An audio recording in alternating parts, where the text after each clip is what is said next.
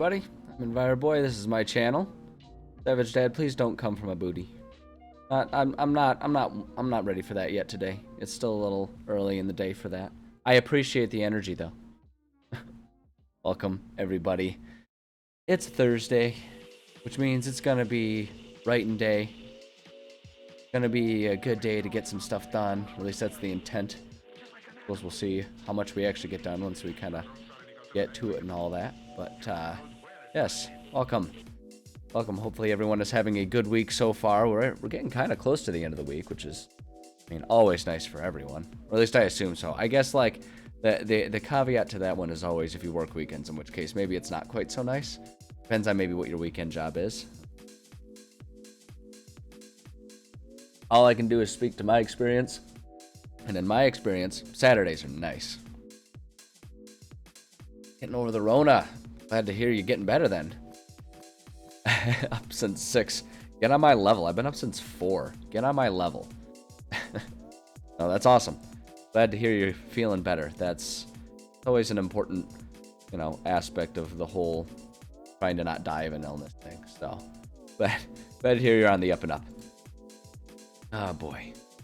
What do you say we head over and we do a little bit of writing here? I mentioned in my going live announcements that I've got something new and fun, and that new and fun thing will become evident. Hold on, we can get a slightly better angle of our fish koi.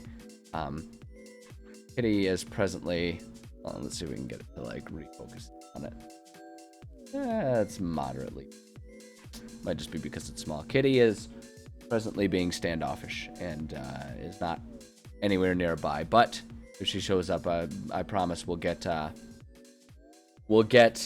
cat cam going. You'll notice I have added a goal bar.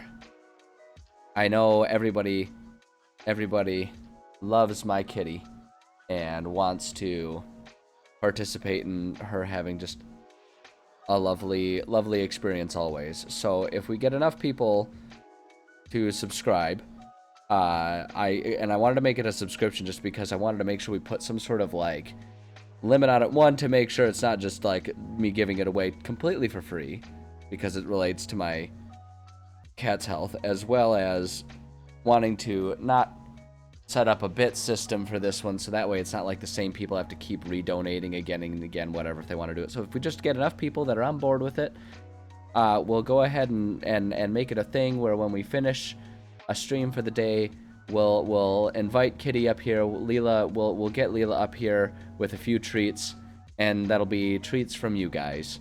So that's gonna be our thing. That's our goal. If we get people hanging out and wanting to do it, and as like I say, it's not just a beg. So as an incentive for that, I always do the little ad breaks when I go on like a potty break myself, just because that's the least intrusive way. But for those of you who are participating in this effort to get Leela some treats, I have added a reel of retro commercials from presently just the 90s, which was the early part of my childhood, and I'm working on tracking down a collection of commercials from the early 2000s. So that way y'all can enjoy the commercial breaks that I know and remember quite fondly from my childhood.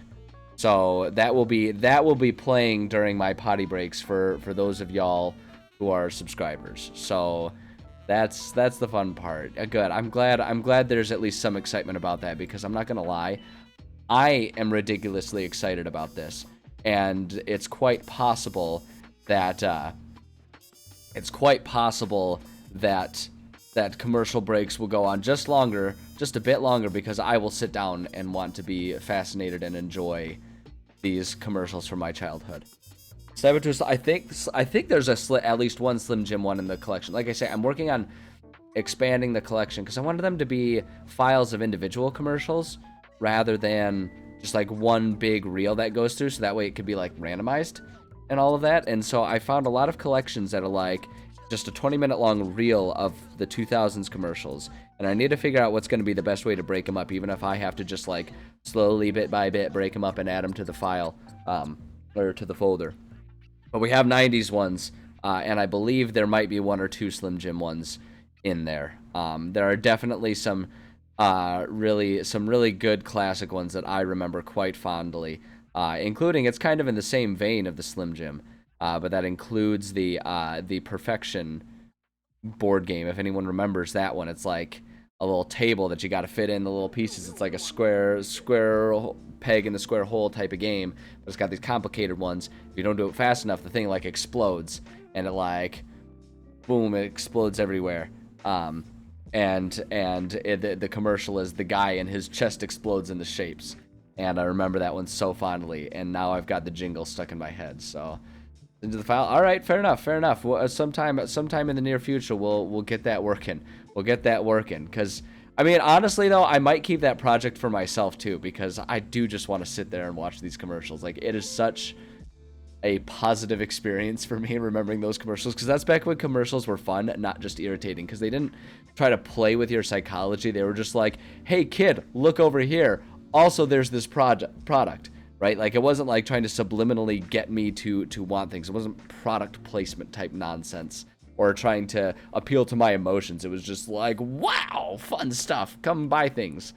And it's like, you know what, I appreciate the blatantness of it. So but yeah, we'll get that coordinated, and my hope is that as time goes on, that can turn into like a growing archive of fun commercials. It's quite sizable as it is right now. So, you know, anywho, we got that stuff going, and I'm obscenely excited about it.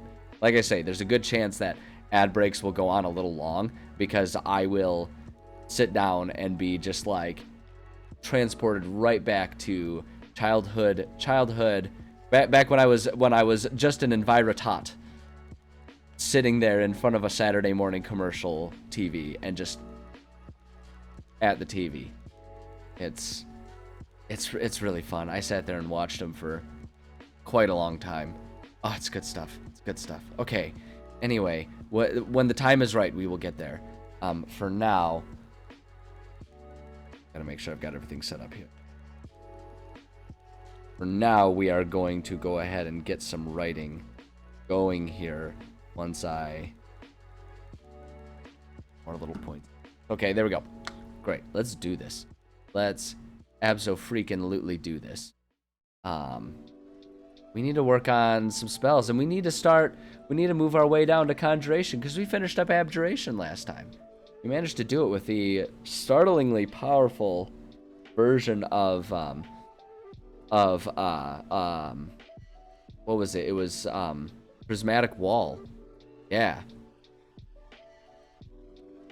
Break a large video into pieces. Splice is a great program. Splice, good to know. I appreciate that. That'll probably come in very handy, because I know jack shit about video editing. I know how to use the video editor on my phone to shorten a clip that I take of me like rock climbing, and that is the extent of my knowledge. And that's bad. I should really take the time to learn a bit more about at least basic video production. I feel like modern day times with computers, knowing basic video production is kind of like a skill that everyone ought to know. Kind of like back in the 90s, how it was like everyone kind of understood that we should really make it a normal thing to learn how to type on a keyboard, right? It's like that's kind of where video editing is these days. Everyone should kind of know just some basics of it, because it's such an integral part of life and use of computers. Whatever. Long sessions, individual videos. That's what I need for sure. I will keep that in mind, no doubt. Okay. I want to make some more stuff here. We've already got a lot of these done, and I think a lot of these are ones that I've just done. I don't remember if I had ever done them on stream or what, but I think I might actually go ahead and use this as an opportunity to start reviewing them, because the way I approach this has changed a lot since I first started with this project. So I think I might do that. But let's start with getting ourselves over to our cantrip conjurations. Our cantrip conjurations. Spell level can. Oh, excuse me, that was rude. I apologize. Okay. Flash up through Sword Burst. Yeah, this is definitely a very different approach than how I used to do it. So I'm just gonna start fresh, honestly, with this one. This is like clearly very outdated the way I've done it, because you can see I'm breaking it up between weapons and clothing, and that I've changed the way I approach it to make it a bit more sensible than that. So I'm going to we're just gonna start fresh. The other thing I'm gonna do, I'm gonna zoom this in because what's happening? I guess we'll have to do it like each individual page or something like that. So hold on, let's copy that. Duration. Let's paste it here. Paste. There we go. Okay, good. It is like zoomed in how much we need it. Beautiful. Beautiful. What was the anti-magic spell? Yeah. Like, I've been working on this project for ages and ages. So it's like, it's possible that I did do it on stream, and we're talking like months, maybe a year ago, because I've been using this as a warm-up for a long time. I don't remember exactly how long. But at any rate, I mean, it's like, oh no, more fun stuff to make. Oh, what a shame. I guess we'll just have to have more fun with this project. Oh, jeez, what a letdown. What a shame.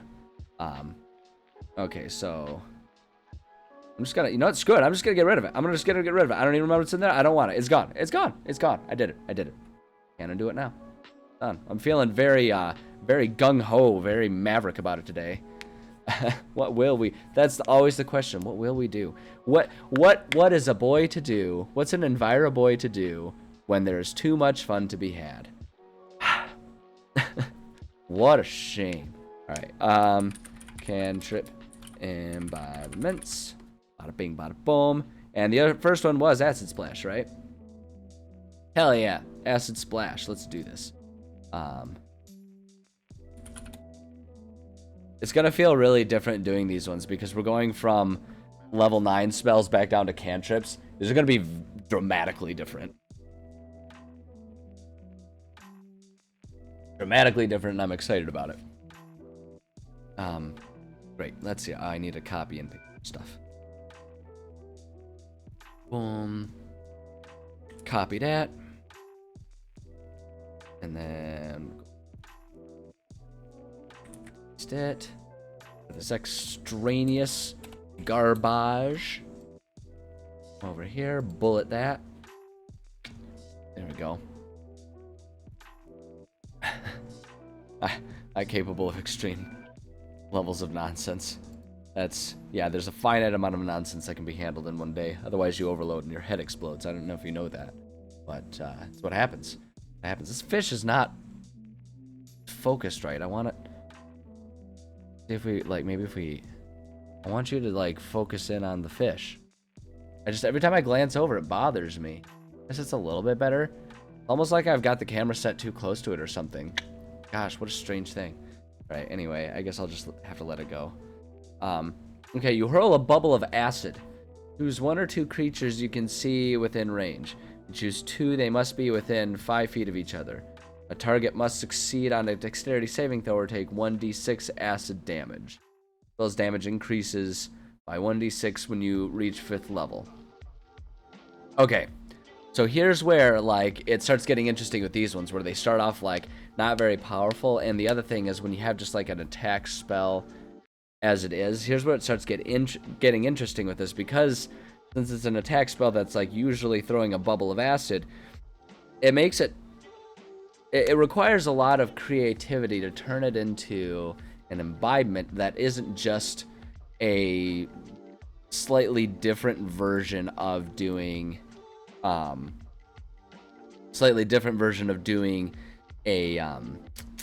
spell scroll.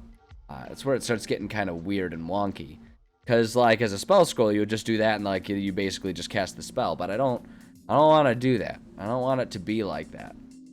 So what I think I want to do here is just kind of imagine what it would be like if we put the effects of acid splash on a weapon or on an item, right, and let it become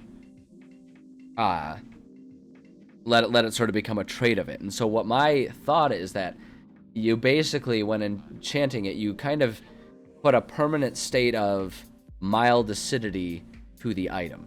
So if the item is a weapon and you hit something with it, there's the chance it'll do that acid damage. If you put it on like a piece of armor, I imagine it's almost like if someone like were to try and grapple you, then they could take that acid damage. Is sort of what my thought is with it.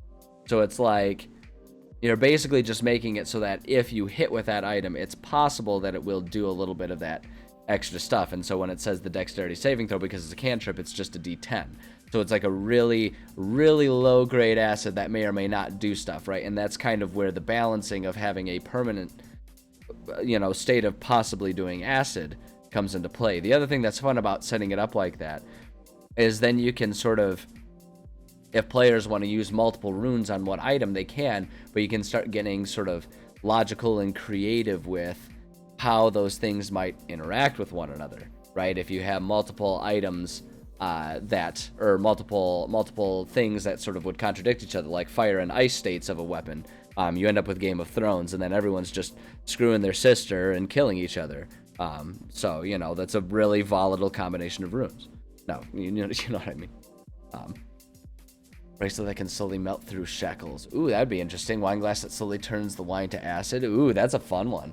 And see, and like the thing that's interesting about those things too is though, like you can start getting kind of creative, and you set it so that if that's a state of it being, it's not selective, right? So it's like if you do that wine glass that slowly turns it to acid, yeah, that would be great for like an assassin to use.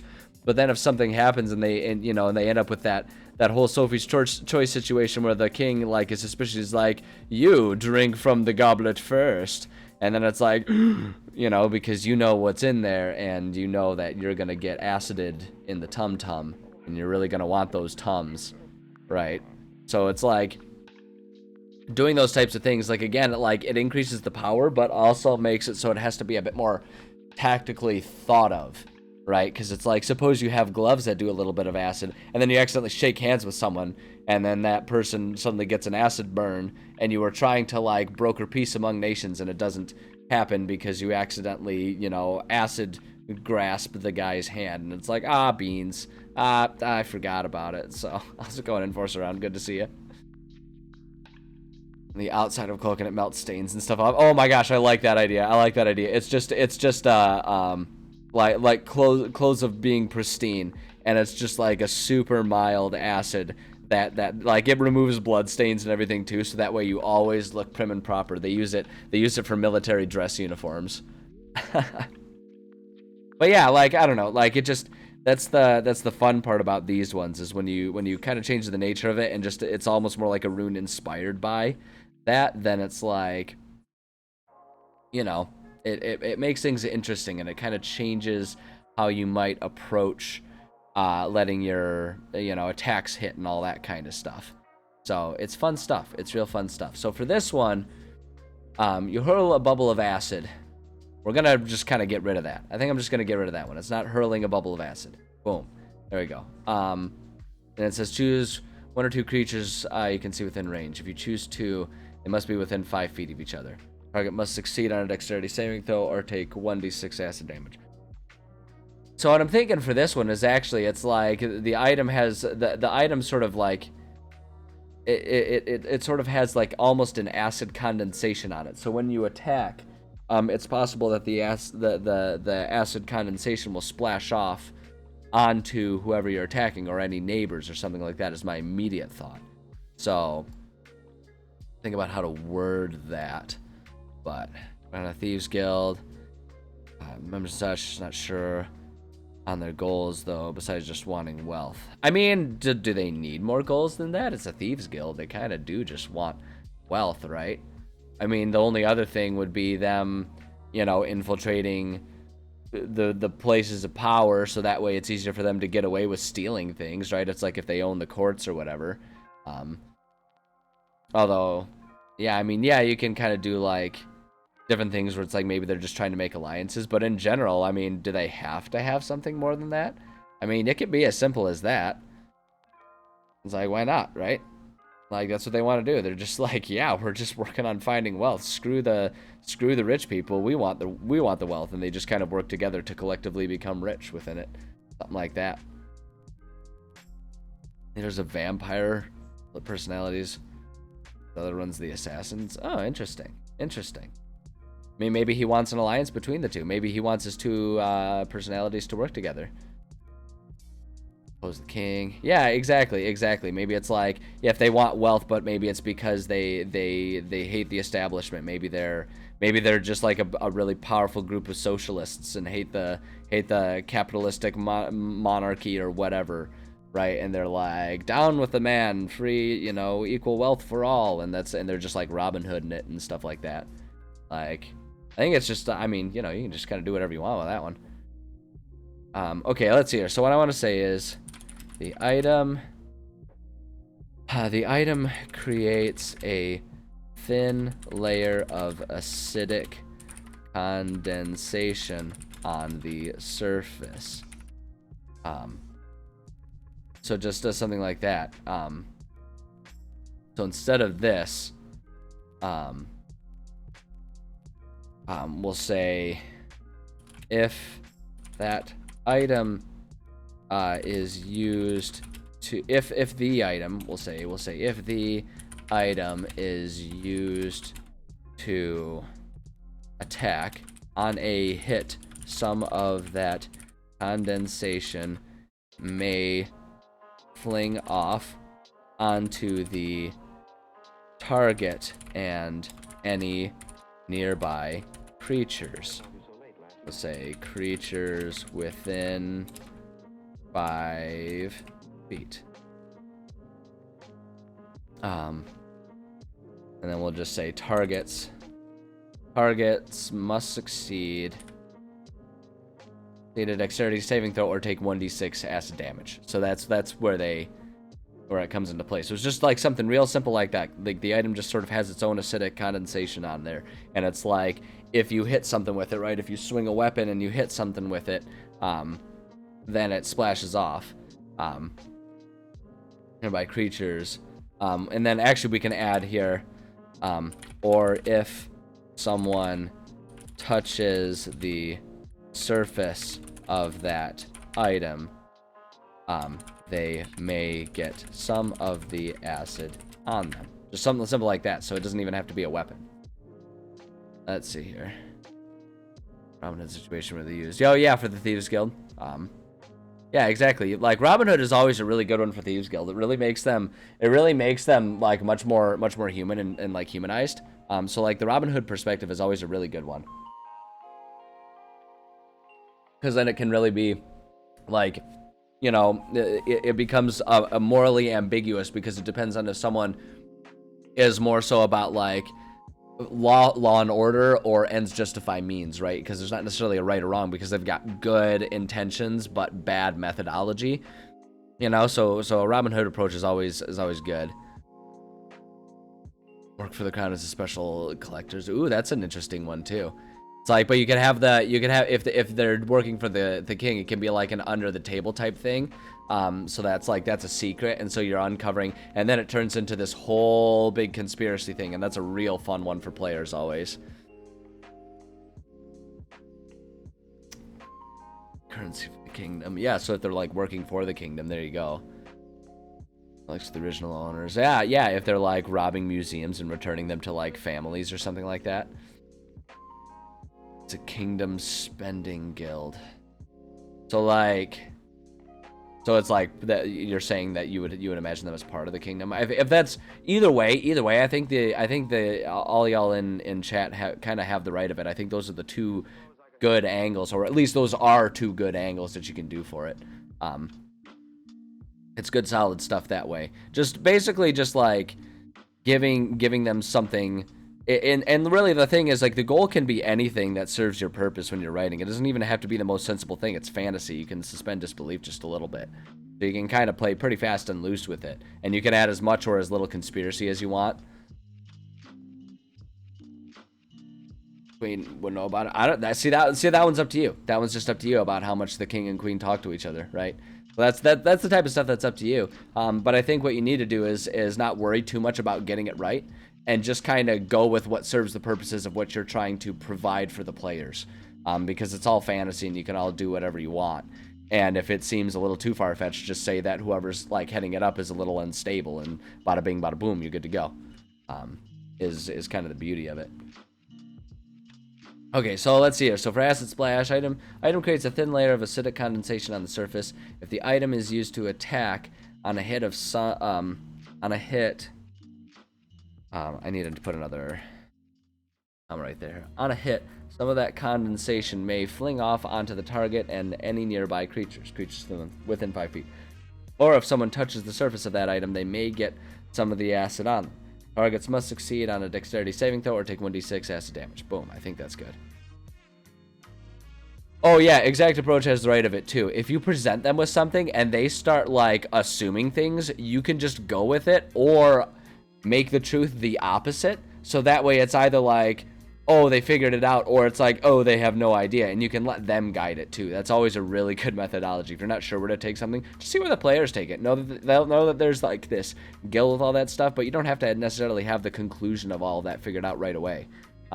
There's really just a whole lot of options, and it's hard to go wrong as long as you're not forcing players to make a decision with anything. It's hard to go wrong with most of the stuff that you're writing when it comes to world building. Let's see here. Right, yeah, so if it's a coup situation, then I mean, it's really, you can do whatever you want. Like, then every guild in the city could be just wanting to be the ones in power so that they're the ones that get the most wealth. I mean, if that's the thing. If you're in a coup situation, then Jesus, like, it's open season for anything you want to do, because already you've established that it's some level of anarchy / disruption in the order of the city. So whatever you want to do with it is fair game, because it's not like that's going to be just like a standard thing. If the guard has just killed the king, then yeah, you can do whatever you want to do. You can do whatever you want to do. No wrong answers in that situation.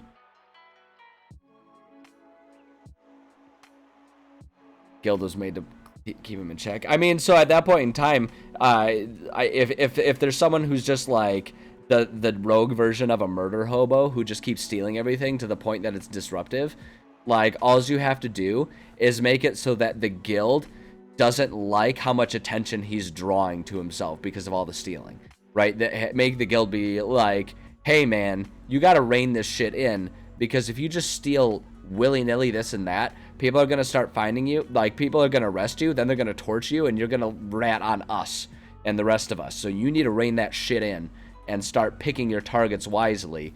You know, approach us and talk to us about stuff. Like, just have them start being that. Like, if you want to be part of this guild, you're going to have to do that. And then if they won't be part of the guild, you know, have the guild be against him and be like, hey, man, you're really mucking everything up here. There's a limit that you got to do. Like, you got to keep this in balance and check. Otherwise, the guard is going to crack down on all thieving, and that gets us in the way.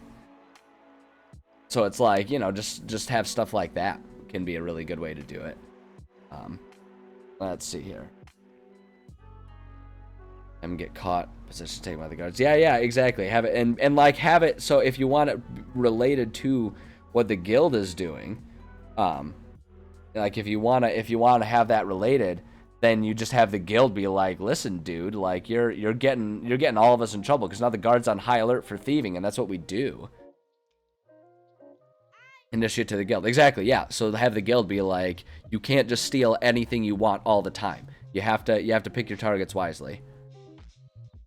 The rival is a better rogue than they are. Rogue family friends.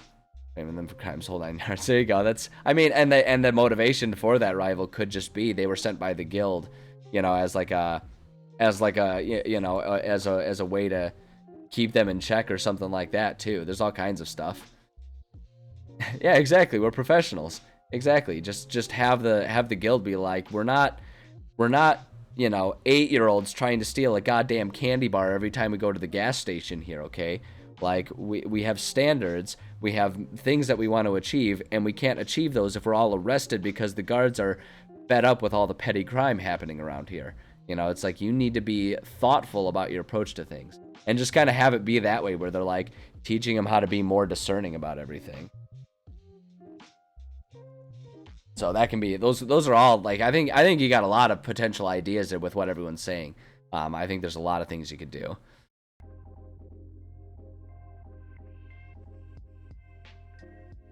Want to help make the rival though? I feel like you should have the rival start off as a blank slate and then have them just kind of like just pay attention to who the player is and have them slowly turn into like the opposite of what the player is. So that way they're like really at odds with things. I think that one's best figured out by you is what I think you should do.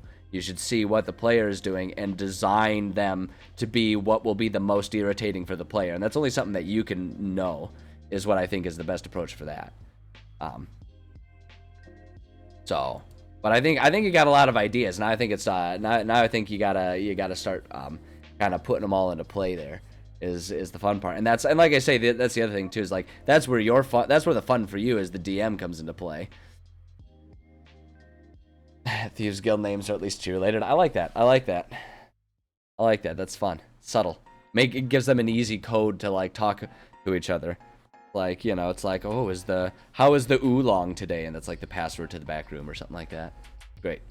All right, let's see here. Spells damage increases by 1d6 when, instead of when you reach, we're just going to make this when imbued at 5th level, 11th level, and 17th level. You can just, or actually, you know, we're going to cut these in half, though, because it only goes up to 9 rather than 20 for the levels. So we'll say at 3rd level, at 6th level, and then for this one, we'll say at 9th level.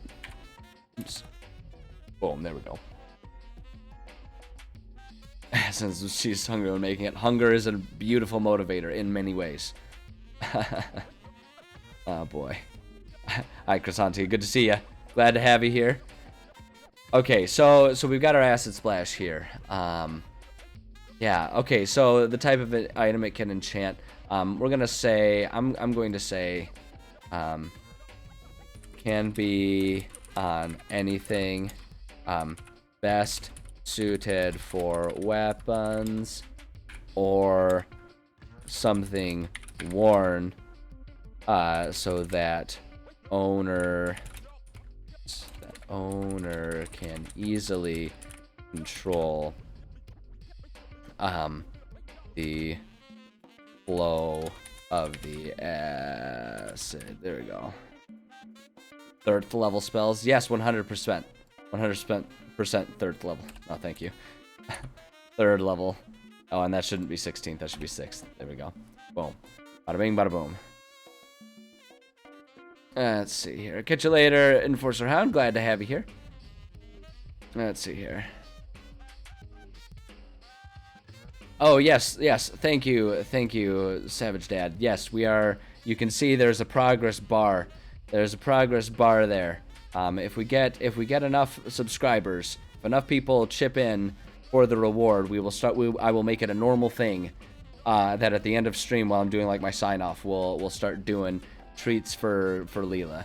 We will give her treats. So and as an incentive, there's a reel of retro commercials for subscribers to enjoy instead of relevant commercials. You guys get old school goofy commercials that I remember fondly from my childhood. So, you know, it's still ads, but at least it's funny, and you know that no one's trying to get you to buy anything, because one of them, I shit you not, one of them had it was a McDonald's commercial talking about the Big Mac and how the Big Mac's price was, I shit you not, 59 cents. 59 cents. It's like $5 for that sandwich these days. It's like 59 cents for the sandwich. It was like $1.50 for the meal, right? It's like $1.50. That's practically what the soda alone costs nowadays, and that's the cheapest part of the meal. Oh my God, it was just, it's amazing. It's amazing. A window into another time right there. Window into another time. So, you know, be around and enjoy that, because that's fun stuff. Fun stuff from my childhood can be your presenthood, and there you go.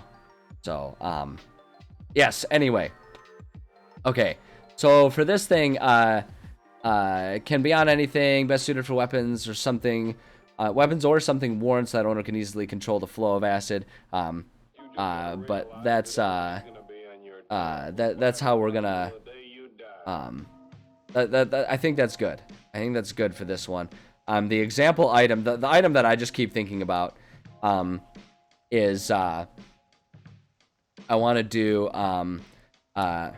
acid hammer. Is what my initial thought is for this one. Actually, you know what? No, even better, even better, even better, even better. Acid knife.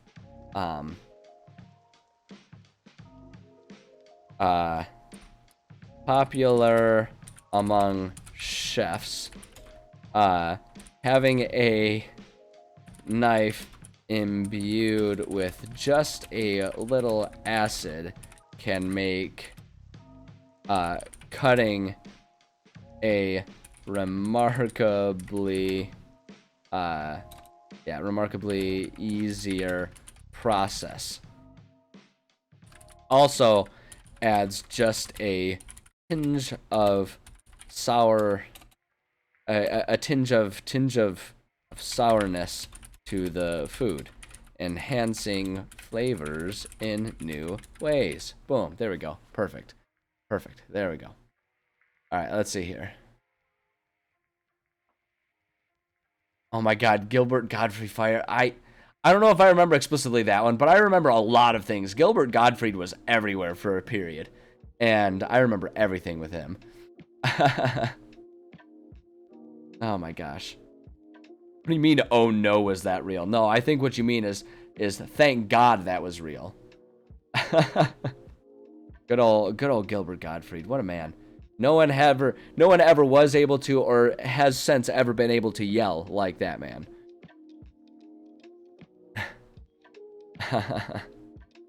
Oh boy. Oh, it's beautiful stuff.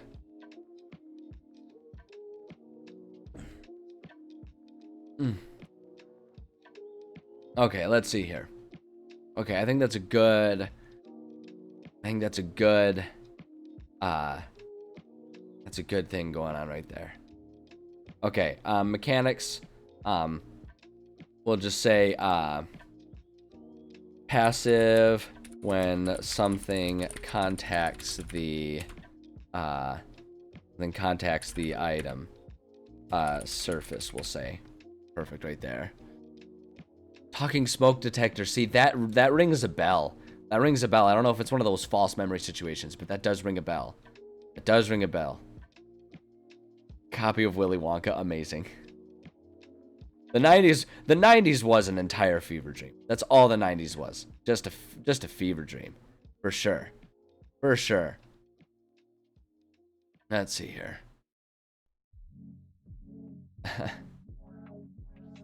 Campbell's chicken noodle soup commercial where the kid was a snowman until he started eating hot. Yes, that one. That one, he's a snowman and like it melts away while he's sitting there, and that was like back in that day. And it's like nowadays we can look at the special effects of that and be like, oh my gosh, that looks really weird. But back then it was like, whoa, they can do that in a commercial. Like, oh man, I remember that. I remember that. That's a good one. That's a real good one. All right, let's see. Range for this one is contact. It has to make contact. Duration, just there's nothing to do with that. Attack / save. The save one, yes, it's a dex save, and we're gonna say dex DC. It's gonna be a DC 10 because it's always 10 plus the level, and since it's a cantrip, that's just we count that as 0. So 10 plus 0, so the standard save there is a DC 10, which is another reason why it's okay for this one to be a cantrip that players are much more likely to encounter. This is really low level. Unless it's at higher levels. Higher levels, we'll say DC, it'll end up being, so at 3rd level, DC 13, DC 16, or DC 19, respectively. Boom, there we go. Yeah, I knew Gilbert had passed away. That wasn't too long ago. I was really sad about that one. Like I was really sad about that one. He's one of those figures where it's like he's never really front and center in your mind, but just it felt right knowing that he was around still doing the Gilbert Gottfried voice. I think my favorite part about it is like his voice that he does, that like everyone remembers him by. That wasn't his like talking voice. His talking voice was pretty normal. He just was really good at doing that voice, and he knew he was famous for it. So that's like whenever he was in public, that was the voice he did, which I think is just absolutely brilliant. Know your brand, right? Okay, good. I think that's good for all that stuff. Okay, I think baseline. I think that's really good. So now acid splash. Now if it makes the item sentient. Man. So as always, if it's good, it's always that it does a little something extra for the wielder. If it's evil, it does something a little extra that's bad for the targets. If it's lawful, it kind of focuses, and if it's chaotic, it kind of is a more broad ranging effect.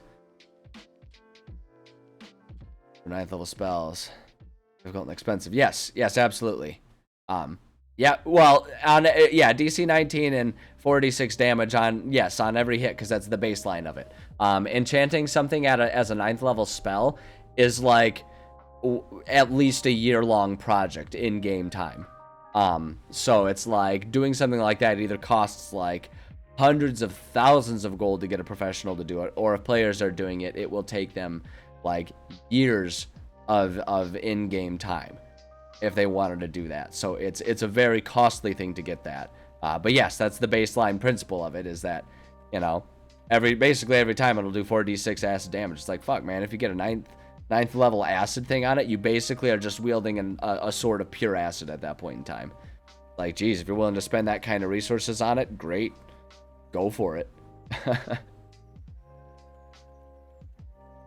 Yeah, and the thing for me is I'm never really afraid to give my players nice powerful things, because the balancer for that is you just give them more powerful enemies, and it makes them feel badass.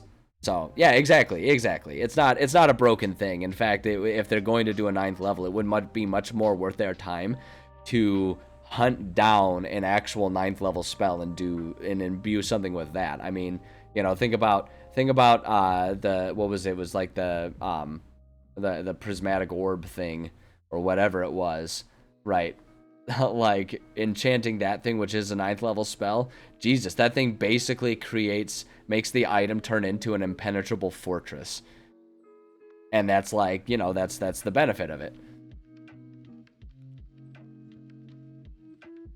Yes, absolutely, you should post that. I should just make a separate, you know what I should do? I should make a separate a separate Discord channel there for retro commercials, because I have such an affinity for that, and then we can like sort of crowdsource. So anytime someone finds a really good one and wants to like, you know, post it, they can do that, and I can see if I can find a way to download it and add it to the pool.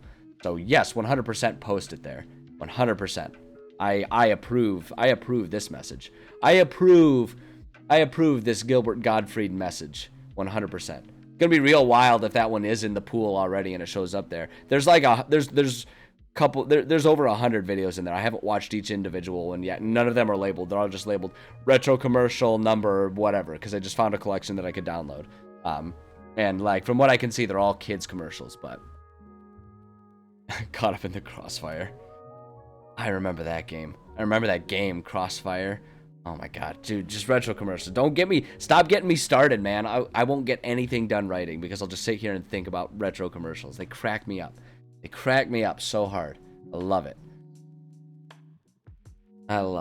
Okay, anyway. So if it's good, doing a little something extra for the owner. I feel like it's kind of a hard one to think about when it's a damaging one. Okay, here we go. The item has moderate control of the condensed acid on its surface. Will avoid harming friendlies that accidentally come in contact, giving those individuals advantage on the dex save. Boom, there we go. So so if it's sentient, basically, because what I'm thinking is it can have a conversation with the owner, and the owner can be like, wait, no, don't hurt those guys, those are my friends. And so the thing can be like, oh, got it, and it'll like just like move the condensation around or something like that. It's a magical item, why can't it, right? So it's like it'll give them advantage because it's not like it has full control over it. But you know, it has some control. It's like a toddler's level of like bladder control, where it's like they mostly got control, but also sometimes the Legos are just a little too enticing, and they think they can hold it longer than they can. So you know, it's that kind of situation where it tries to control the acid, but you know, sometimes it just gets a little too excited, and it's like, well, there we go. So anyway, let me see. So yeah, I like that. Evil will focus the location of the acid towards the primary target. The main target of the acid has disadvantage on the save. Bada bing, bada boom. There we go. So it's the same idea. It's just if it's good, it's kind of more so like, oh, no, I don't want to hurt my friends. And if it's evil, it's like, fuck you, bad guy. And it just like focuses it in. And that's the way it works. All right. If it's lawful. So if it's lawful, I always just like have it try to like focus and be more potent. Whereas with if it's chaotic, it's always more so like it disperses, but it's a little less powerful. Like it can attack more. So it's like a lot of times if it's a damaging thing, right, it'll do more damage to one target, whereas if it's chaotic, it'll do less damage to more targets. Is usually what I like to do. I like to imagine that the chaotic one is that it like actively tries to spit, like blow a raspberry towards the enemies, is kind of what my thought is. So what I'm going to say with okay, here we go. Lawful. Really tries to focus the acid. Oops. Noticed. Boom, there we go. Really tries to focus the acid. Will hawk loogie? Is that how you spell how do you spell loogie? Like hawk a loogie is what I'm trying to say. How do you spell that? I've never done that. A loogie? Oh, wait, hold on. Hawk a loogie like that maybe? Loogie? A loogie? Hey, is that it right there? I'm gonna go with it. I don't know if that's a different one. Hold on, look it up. Is there a way? Does it? Oh, it's not gonna give me the synonyms. I'm just gonna go with it because it's not giving me my little red squiggles. So, we'll huck a loogie of acid at the main target, doing 1d. We'll say 1d8 damage on a hit, or rather on a failed save. So it's like they hog a loogie, so there's just even more acid that hits them. And what I'm going to do with the chaotic is tries to get everyone tries to get everyone possible. Hits anyone within 10 feet, but only does 1d4 damage on failed saves. Boom, there we go. Actually, hold on, I want to just do this though. Blows a raspberry and hits anyone within 10 feet. There we go. So it's like either way it's trying to spit at you, but one of them it hawks a loogie, so it's like much more concentrated on one person, right, on the main target, and so it'll do a little bit more damage to the main target. Whereas with that chaotic, it's really blowing raspberry, just real like, right, and it's like it'll hit a wider spray, it'll hit a wider range of people, but it's a little less damage. D4 when you miss with it. That's kind of fun. That almost just sounds like a sweaty blade though. It's like you just like flick the sweat off of it on there, and you're included in that 10 feet. Yeah, it's just like a big like it's an actual acid splash. It does a splash. That's only if it's on a hammer. No, I like the idea of it blowing a raspberry, and it does a little less damage. I think that's fun. I think that's fun just like that. And it won't be on a miss. It's just the item is basically trying to like hit everyone possible. It's intentionally shedding a fine mist of acid that's more wide-reaching but a little less damaging than rather than the one that hawks a loogie, where it's like if it hits you, it like hits you in the eye with it, and so it's like that just big glob of acid. That's, god damn it, is the idea there. So I like it. Okay. Anyway. Perfect. Okay, so now let's talk about if it's a cursed acid item. So my thought is with the cursed item, it does a little, like, it's a guaranteed it will always do that acid damage. But my thought is that in some way, shape, or form, the problematic thing is that it also, like, it doesn't just go on the surface of the blade. So, like, if you have a sword, it's not just the blade, it's on the handle too. So using it will do a little bit of damage to the user. Is kind of what my thought is for it on that one. So it's like the extra powerful benefit is always does acid damage.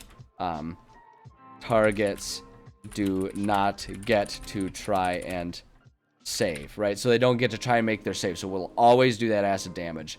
But the side effect is that it also coats the hilt of the weapon, or the my other thought is that it's on like if you have if you have a piece of armor or something like that, it'll always like seep through the armor. And my thought is just to make it so that it's not just like a constant drip of it until they're dead in 24 hours or something like that. It's like every day, if you own it, every day you make a constitution save, and if you succeed, then it's like you're able to withstand this mild acid that's on your hands. And if you fail, the acid's just a little too strong that day and you take a little bit of damage, right? And it's like it just kind of reduces your damage. So it's like on the armor, maybe it's like on the armor, it'll like reduce your max hit points by 1d4 for that day or something like that. Or with a weapon, every time you draw it, maybe it's not even that you make a save. Maybe it's just if it's on an armor, like the acid just kind of like gives you Deadpool skin, right? Where it's like you're kind of always have messed up skin, so it reduces your maybe it reduces, like every day you wake up and just see how bad the acid is, and it reduces your max HP by 1d6. Strongly callous hands, yeah, that's right. Like if you get gloves on the thing, you can do that. But it'll do that. And then my other thought is, so it's like if we do that, and then maybe for the weapons, it's like it doesn't reduce your max hit points for the day, and instead it's every time you draw it, like every time you grab it to draw it, you have to take 1d6 damage just at the beginning. So you always start combat with a couple HP down when you draw the weapon. Is kind of what my thought is. So that's what I'm gonna see if I can't write this out in a balanced way. So we'll say the acid coats the entire item, not just the surfaces contacting the targets. So we'll say on armor, it coats the inside. The wearer begins each day by rolling 1d6. Their max hit points is reduced by the number on the roll, and I'm going to say from total, not previously reduced HP. So it's like it resets every day is the idea. It's not like it will slowly reduce until you have 0 max HP or anything like that. It's just like each day, because it's basically you're just trying to figure out what the trickle feed of like that acid severity is that day. So some days maybe that acid is really strong and it's like really bothering you. It's like having a sciatica issue. It's like some days it might really bother you, and other days it's not really doing much to you. Is kind of what my thought is there. So I think that will work. Hold on, what's this? Oh, that doesn't matter. So I think I want to do that, and then on weapons, it coats the handle as well as the striking surface. Every time the weapon is drawn, the wielder takes 1 1d6 acid damage. Simple as that. So it's like, if it's on armor, your max HP is reduced by, 1d6 for the day. And if it's a weapon, you start the battle already down 1d6 damage when you draw that item. Is kind of what my thought is. So that seems pretty mild and manageable. And that's the type of thing where it's like, I feel like that's the type of thing where since you're always doing the acid damage, right, they can't save, you always do that. Someone will probably think it's a worthwhile thing. Until that day when they've decided they're going to go face the dragon, right, and you roll that 1d6 and your max HP is reduced by 6, and you end up dying because, like, it hits you with enough to kill you, and like enough to kill you +2. So it's like if you had your +6 left, you would still be alive, but suddenly you're dead, right? And so it's like that type of thing where it could kind of sneak up and tilt the odds. So, Crisanti, I always appreciate your lurks. I always appreciate you hanging out there watching. No doubt. No doubt.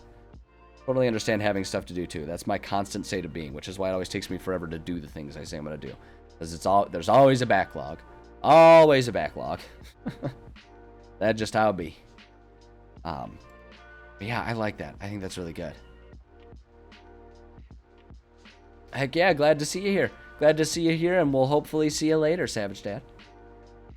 Alright, so now what it takes to remove, we'll say, must be removed magically. If the owner tries to abandon, must be removed magically. I'm trying to think. Gonna be rough. Got 6 batches of alcohol coming. It sounds like it's gonna start off rough, but then maybe be very relaxing immediately after. I don't drink much, so or at all. I don't drink, so I don't know. But I imagine bottling must take quite some time. So good luck with that, my friend. Good luck. All right, must be removed magically. Another thing that I always like to do with these is add a little something. That'll reduce your max HP. Yeah, right? No kidding.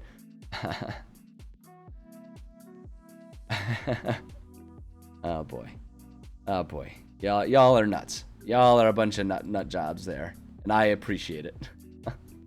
Okay, oh, no, that's not what I wanted to do. I'm trying to think. So it has to be removed magically. I'm trying to think if there's any sort of, like, punishment for trying to remove it. I always like to try and add a little extra something.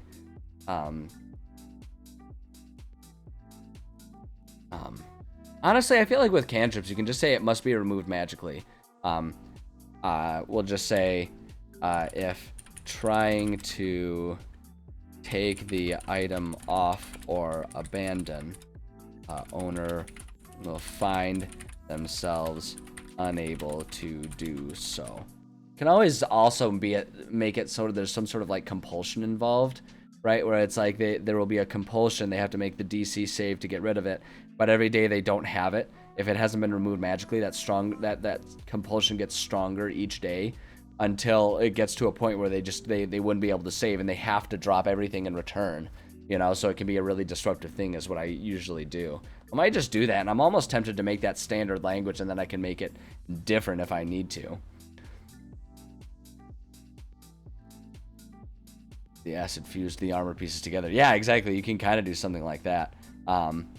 It's like either it's magically bound to them or they're magically compelled to return to the item. Is sort of what I like to do. So yeah, I think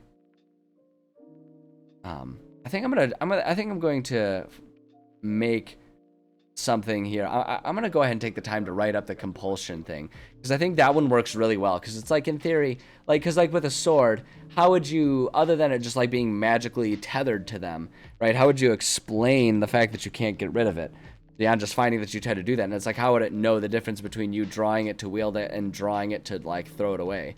So it's like, we'll find themselves compelled to keep the item. Beginning DC is DC 10. wisdom save. And then we'll say, each day the item is removed, the player remakes the save, with the DC increasing by 1 for each additional day. And then we'll say, when the player fails, they must drop everything and search for the item to re-equip it. Boom, there we go. And I think we can just kind of start making that standard language for all of these things. I think that works really well. So yeah, there we go. I like that. I think this is actually a really well thought out one. And I also really like just like how even a simple cantrip like Acid Splash can turn into such a complex thing here. That's one of the things that I really like about this project. I think it's really interesting how complex a lot of these things can become.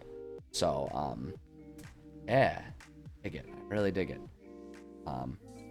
Okay, well, I need to run to the bathroom, and it looks like the ad break situation is such that one was recently run, so it won't let me run an ad break. So, hey, you know what?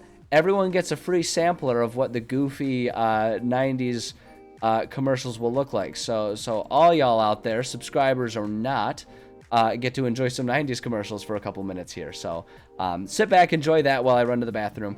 And like I say, we'll let that be just a free sample for everyone, because I have to go to the bathroom. I don't want to sit here and just like be at risk of peeing my pants waiting for me to be a money grubber and get some actual ads here. So everyone enjoy some 90s ads. I will be right back. Yeah, and like I say, it may go a bit longer because I may sit and watch an ad or two with you guys. So yeah, enjoy. I'll be back soon.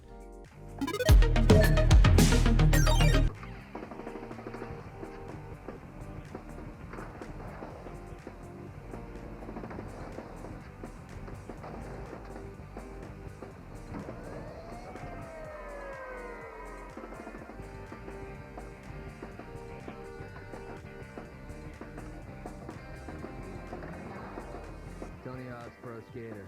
Now everyone thinks they can skate like Tony. If a pizza with 3 toppings costs $10.99, what would I pay for 6 toppings? Well, $10.99. The reason is Bigfoot! It's the Bigfoot Big 6 Pizza. Get our special 6 toppings for the 3-topping price of $10.99. Are you sure you're the Pizza Hut guy? Bigfoot from Pizza Hut, a legendary value. Marvel Comics X-Men video packs are at Pizza Hut just for the holidays, so hurry and get your claws on them. Who's gonna give you delightfully creamy, smooth frozen yogurt that's non-fat, cholesterol-free? Dairy Queen. Who's giving it to you blended fresh right there with your choice of our famous Blizzard flavors? Just say breathe. Just pay $1.39. The delicious blended fresh Breeze frozen yogurt treat, now just $1.39.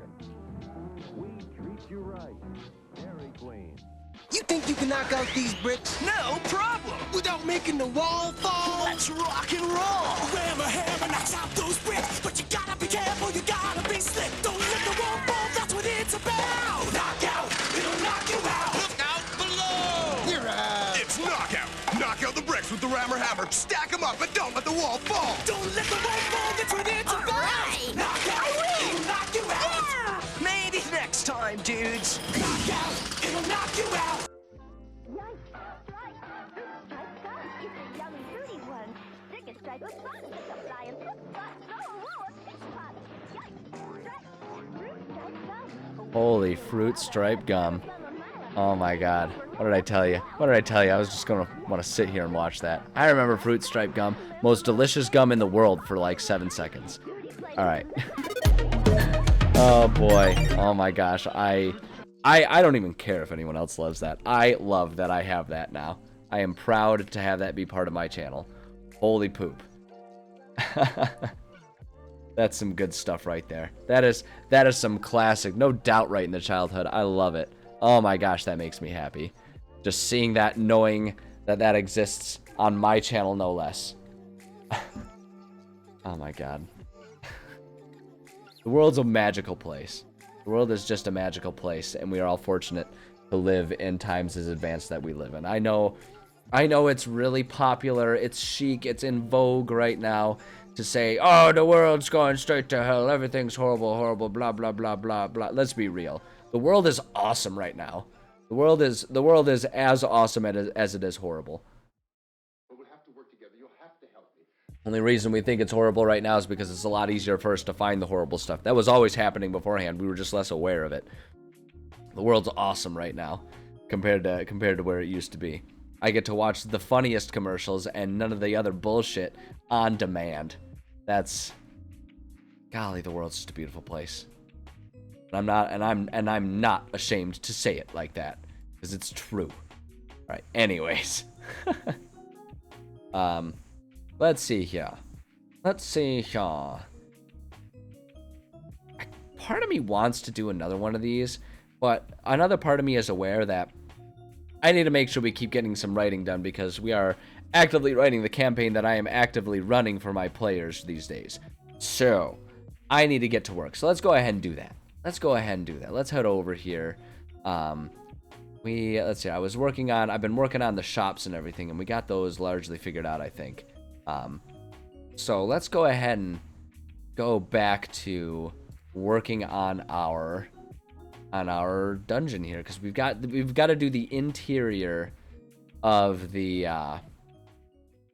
we need to do the interior of our quarry for my players here. So I think that is what I want to get going because if I can't get all of it done, I'd at least like to have most of it done, so that way this weekend I don't have a whole lot of extra work to do for the next section, because the next session they will likely arrive at the quarry. I don't know if they will be actually entering it, just kind of depends on what they do when they get there, and they've still got to travel there, but I would prefer to be ready for it and not need it than need it and not be ready for it. So that's what I'm gonna have to do. Give me a second here. Let me load up our maps.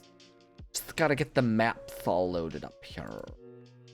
On exterior opened, just so we can have it for the sake of reference, and then let's also get the interior opened up. That'll give us some good stuff to work on today, I think. I think we've got plenty to work on there as well. Beautiful. Here's our interior. Now remember we started with room 1 up here, and I don't believe we need to add anything else. I've already decorated this one. I've pretty much already decorated all of them how I want them. It's just a matter of setting them up however I need them, if there's anything else. But mostly we just get to write out the details and call it good there. Great. Let's go ahead and do exactly that. Our next section is section 2 here. And this one I was going to just have be some patrolling enemies, I think. So this one should be pretty easy to write up. Yes, indeedy. Another thing that I might have us do a little bit here too. I've been thinking about this. I've been working on putting in, like, kind of trying to be a bit more attentive to how I set up modules and stuff. I use the virtual tabletop of Foundry, using a Forge virtual tabletop server just to make it easier, because with all the firewalls and VPNs I like to use, I have to code so many exceptions to let my players come in if I just do my own server, so it's easy to do another server. Plus, it takes a little less, takes fewer resources. Like, I know that their thing will have all the resources necessary to put whatever module is on there, rather than me having to figure out how to get all those modules and have it still run without lighting my computer on fire. There's all those things that make it just much more functional to do that. So anyway, the reason I'm bringing it up is I may have us dip over to there for a little bit so I can work on my setup there, because that actually might be something that's helpful for a lot of, like, new and budding DMs, I figure, like showing just some ways that you can set it up. It's not so much a tutorial, but rather to show people how I set mine up in a way that works for my group. I feel like that could probably be really helpful for a lot of people to sort of help give ideas about what sort of modules they'd want to add and all that. So we'll see. We'll see how much of this we get through, and I may have us dip over there. I don't know if we'll do that today, but I'm just thinking in general I might start doing that more often. Also, 2 birds, 1 stone, that helps me do a lot of my session prep. So that way I'm a little less time crunched when the time comes. So room 2, well, let's see. This is going to be a hallway. Wrapping to the north. Wrapping to the north is a long, dark tunnel. Small, carved out pockets suggest that once there may have been tiny bits of mineable ore, but that the majority was following a single vein that runs deeper underground here. Following there. Let's say here, we'll say lit torches line the hall, making it quite evident that the tunnels here are in use by the Snolls. If the light wasn't actually, let's do, I'm gonna put a DM note here. This is where doing DM notes can come in really handy. You can do DC 13 to notice the sounds of patrolling Snolls, and then go back into the black text to signify, okay, if like, so the red, this is the way I do it. I like, you know, the black is the narrative that I can read to them. The red is like, okay, pause, check this thing here, and then if based on what I have there, you know, the thing becomes relevant, we can add another thing. And like, if you want to have it so it's a little less like clunky, and I actually might just start doing this in general. I don't always like having singular bullet points, but sometimes it can be handy. So you can do this, so you can see, okay, this bullet point that needs to be black in text because otherwise it bothers me. Because I'm a weirdo. I mean, one might think that the bullet should be red to match the red text, but no, that's not how my brain works. So yeah, you can do a separate bullet here just so that way it shows like, okay, take care of this, that's done, and then the next bullet is the next bit of information. To notice, DC 13 to notice the sounds of patrolling guards, or patrolling Snolls. Oops. Can hear around the corner the padding of feet and grunting of Snolls. It seems that these halls are not unguarded. Boom. There we go. So you just kind of offer that little bit. And if they don't notice, what we can do is just to add some more complexity here is if they don't notice, have the guards notice them and set up a surprise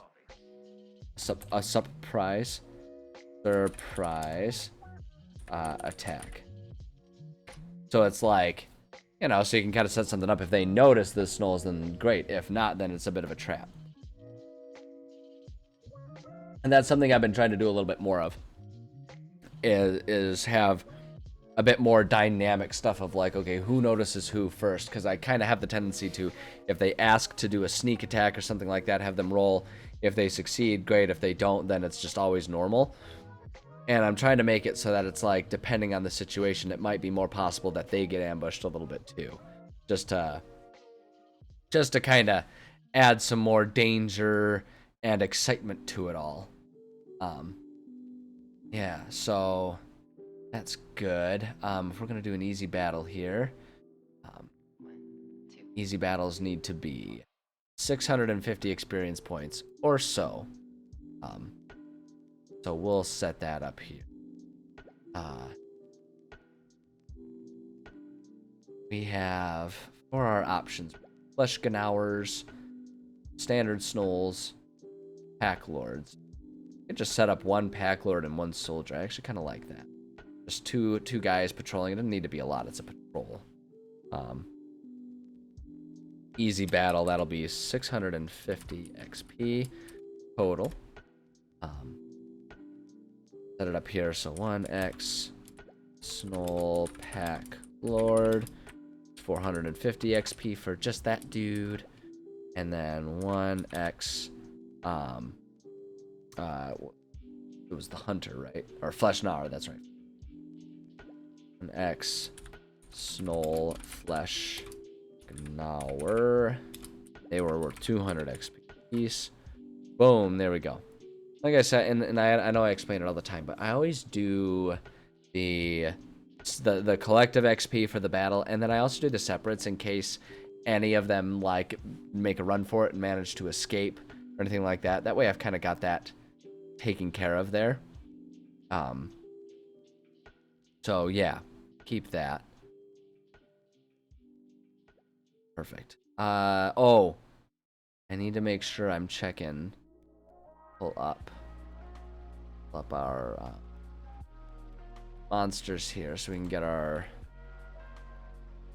proper loot setups and everything is what I want to do here. So we need Fleshgnawer and then Pack Lord are the two. So Pack Lords have bite, they have glaives, longbow, so they do have longbow.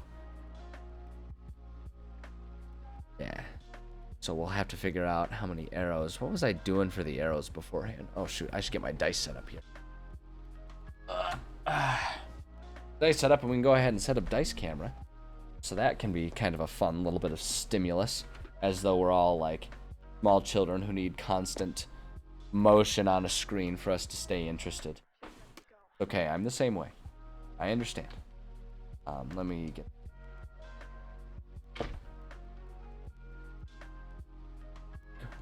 Boop. There we go. Gotta get the click clack dice. Oh, there we go. Let's see here. A little bit more centered. I should like make it further away so you can see like the cool frame or border of the thing. But that looks pretty good right there. What were we doing before for the arrows? Had it set up here. See if we can discern here.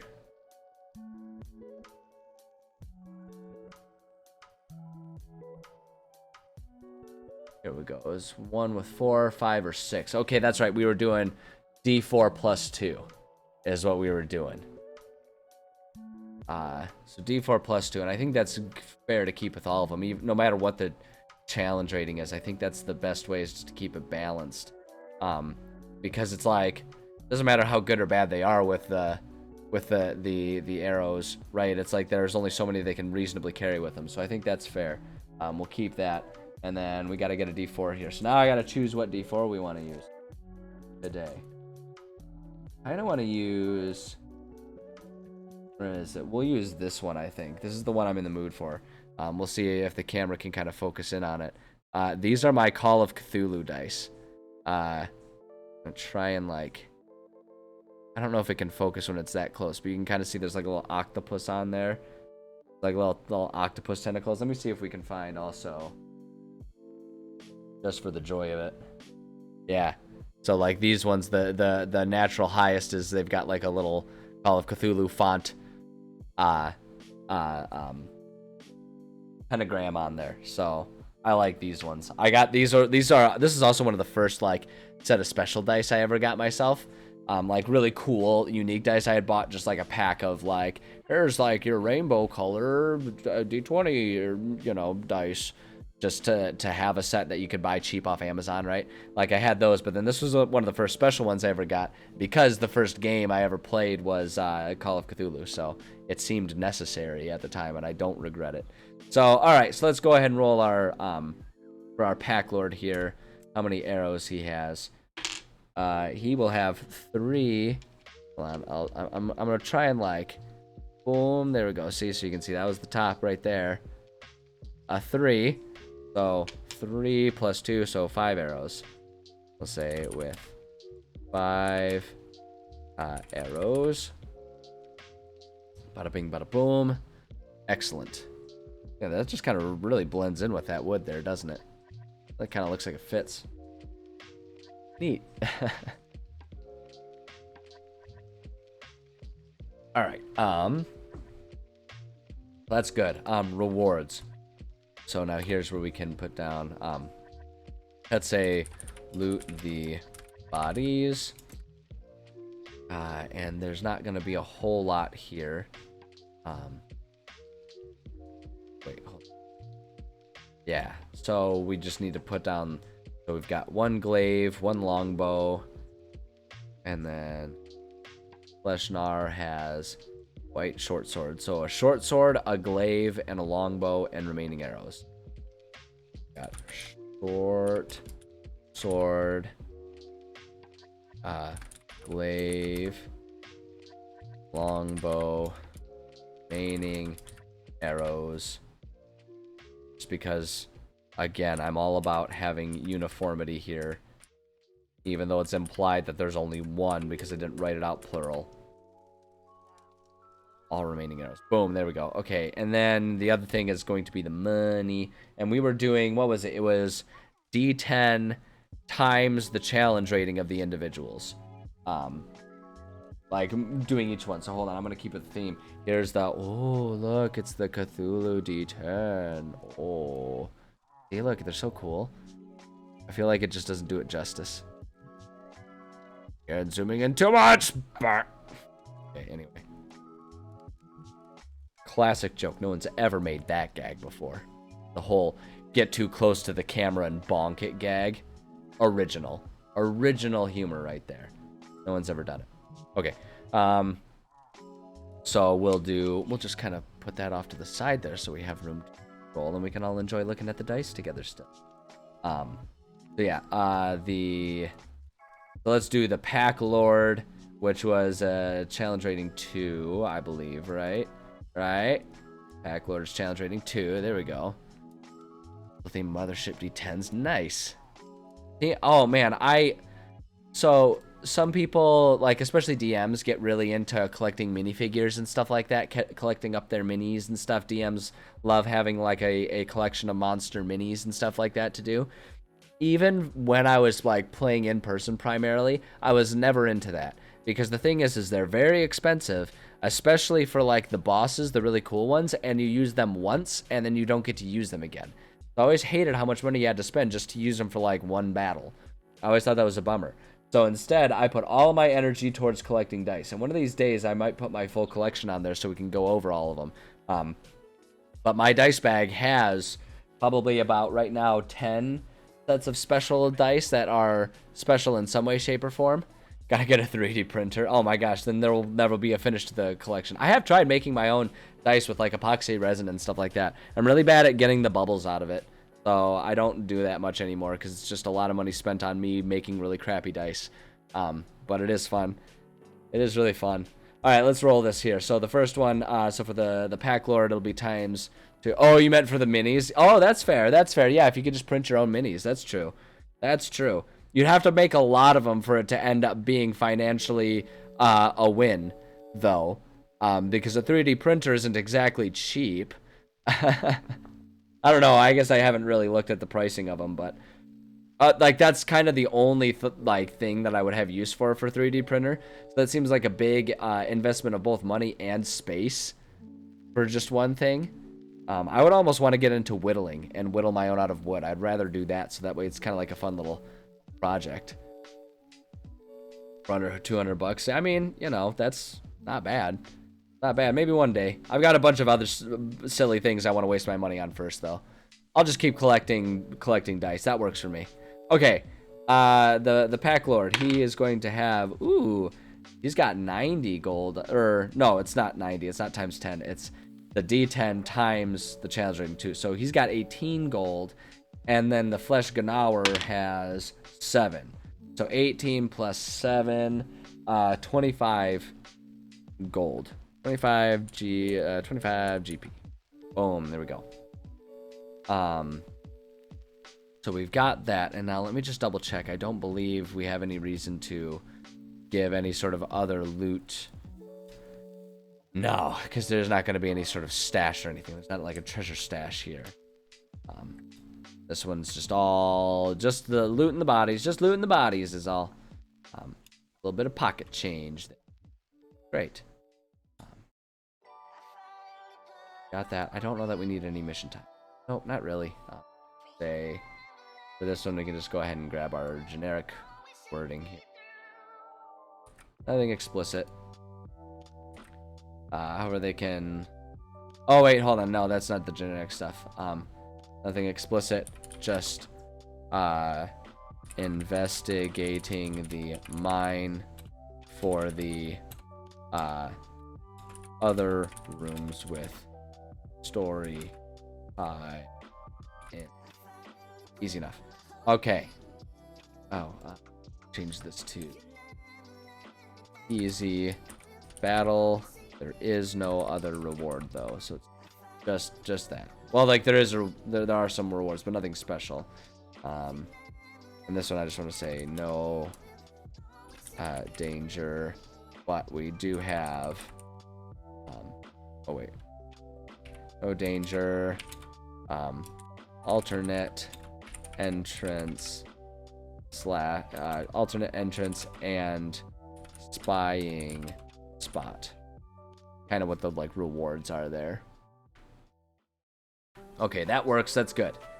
Let's just keep the train rolling on to room 3, hey? On to room 3, eh? Oh yeah, eh? Oops, that's the wrong map. That's the one we need. Room 3. Okay, so room 3. The rooms 3 and 4 are going to be real doozies for the players, I imagine.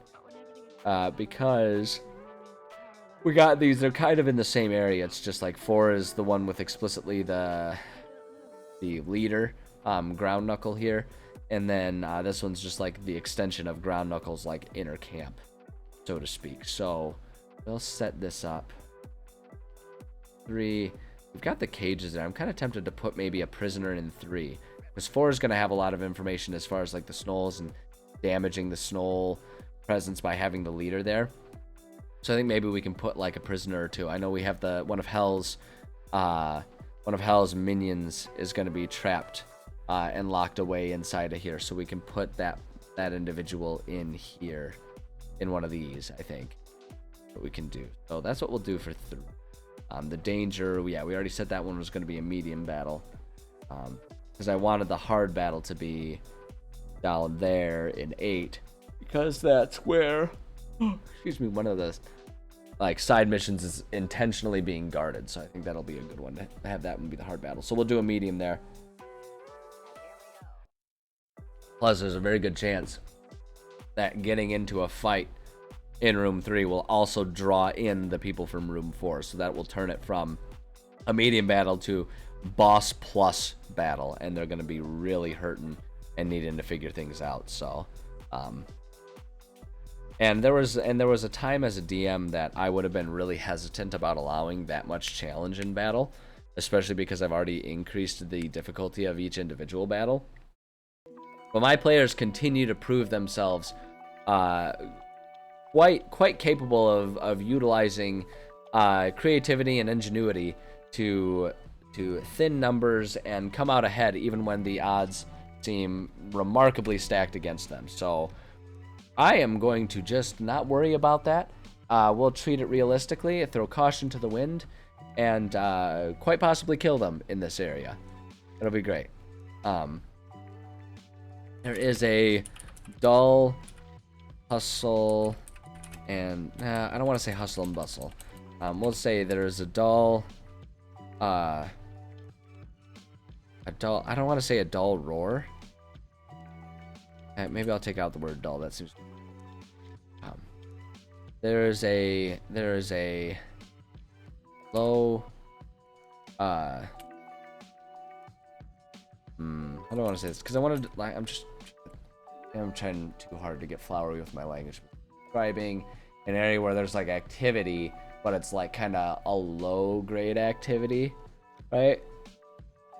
There is an air of here we go. echoing rumble. Ooh, I like that. I like that. There's an echoing rumble. I like that. We'll say a low echoing rumble, right? Because you keep it to a low rumble, right? Like people say there's a primal shout. Yeah, there is a burning man of cacophony. A thundering yip. I like that one. That'll be their war cry. I'll try and remember to use that one if players enter battle with the snolls. We'll say there is a low echoing rumble within this cavern. Snolls sit around various campfires, having quiet conversations over bits of food and drink. This is clearly their home, and they are quite comfortable. Comfortable. There it is. And they're quite comfortable here. Let's see here. We'll say none of them appear on high alert. However, with so many tents nearby,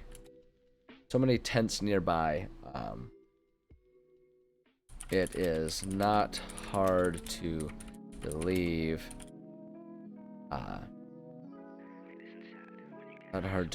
that all of the snolls stationed here could be armed and dangerous within seconds. So we'll do that. I want to add a little bit of description too about this little dark corner here. So what I'm going to do is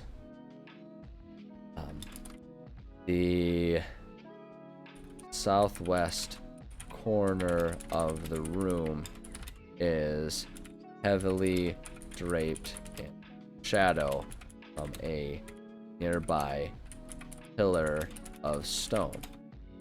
In the shadows are a couple cages, one of which seems to have someone inside. Yeah, we'll do that. I'm going to add we'll just DC, I'm gonna say DC 15 to hide, simply because I'm not even gonna say why. It's just DC 15 to hide, and I'm gonna put it at that rather than the 13 easy threshold. We're gonna put it at the 15 threshold just because there are so many and it's in such close proximity. So getting there, we'll say to hide in shadows. Go. If players try talking to the prisoner, he will insist that they shut up and we'll say that they shut up and rescue him quietly unless they have killed all the snolls in the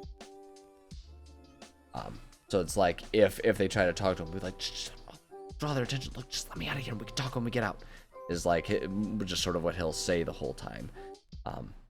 So it's like, you know, kind of force their hand. They have to deal with it. They have to either stealth him out or kill everything, and then they can talk with it. I think that's good. I don't know that we need to do anything else in particular. DC 15, because that kind of staying hidden and doing stuff in the shadows, that could kind of be there, and I can just kind of wing it, and if something seems like it needs to be exceptionally hard, then, you know, bump it up to 17 or whatever. But I think setting the DC for that room to 15 would be good. Danger, medium battle, yes, that's what we want to do. Medium battle needs to be up to roughly 1,300 experience points.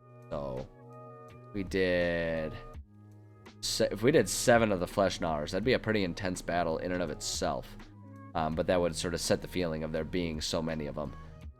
And that'll be a bit more difficult, but it'll give them plenty to work with. And if they're clever about it, I mean, we did give them the ability to spring some like traps on some of their tents and stuff up here with some of the rocks that could fall and collapse on them and stuff, and they could use that angle. So there's a lot of good opportunities for them to really have an easy time with it. So I'm going to go ahead and do the 7 flesh gnawers there.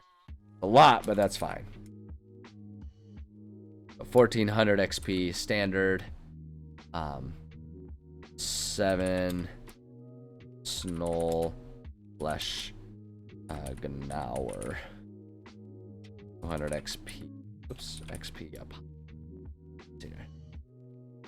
They barter for him. Would he otherwise be food? So in theory, so yes, they are smart enough to barter.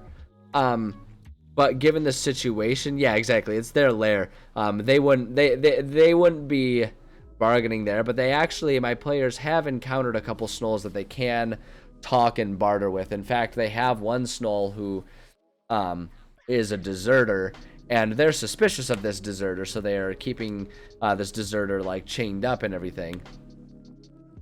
But they have a deserter who's all like, yeah, no, I hated living there. Like, I never got enough food, and everyone was always fighting with me.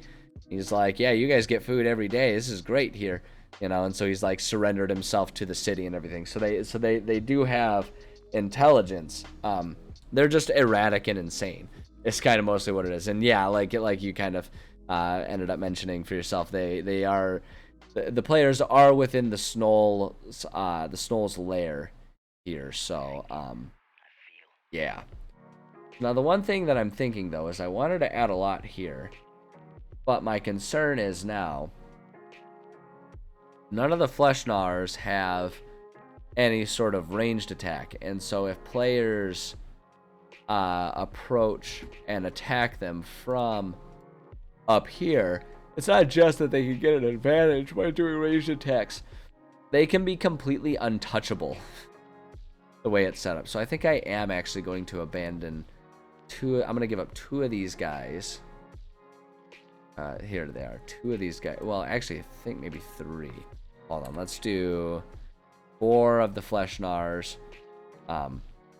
So if we do 4 of those, 800. Plus 1 of the pack lords here. Oh, excuse me. My goodness. One of the pack lords, that's going to end up being 5 enemies total, and because one of them ranged. Do that. Just give them javelins. I mean, I could. The part that worries me is with how much things are automated. How much I've got it set up to be automated on D&D Beyond. If I don't remember to do that, it won't be automatically on there, so I could very easily forget that I was going to do that. So I could do that, but for the sake of ease, because I already have so many balls I got to keep juggling in the air, the simpler I can make it, the better. So the other thing that I want to check is our regular ass Snolls here. These guys have ranged. They have spears. So we could throw more enemies by doing some of the low-level Snolls here and have them be ready to throw their spears or something. And we can just like randomize and have them all have like 2 spears, or there's enough spears for them to kind of all run over and grab, and we could do it that way. So yeah, I think that's how I want to do. Oh, they've got spears and they've got longbows. So yeah, they've got the longbows. Yeah, then there we go, handled. So we're gonna do that. So we'll do. That's actually nice too, because then we can make that closer to our 1300 benchmark that we wanted to do. Yeah, so we'll do that. Let's set this to... Where'd you go? There we go. Let's set that to... Let's go ahead and stick with our 1300. So if we do 5 of these guys, and then 3, or we could do... If we did 4, that's 800. 4 of these guys and 5 of the standard Snolls. I like that one. I like that balance there.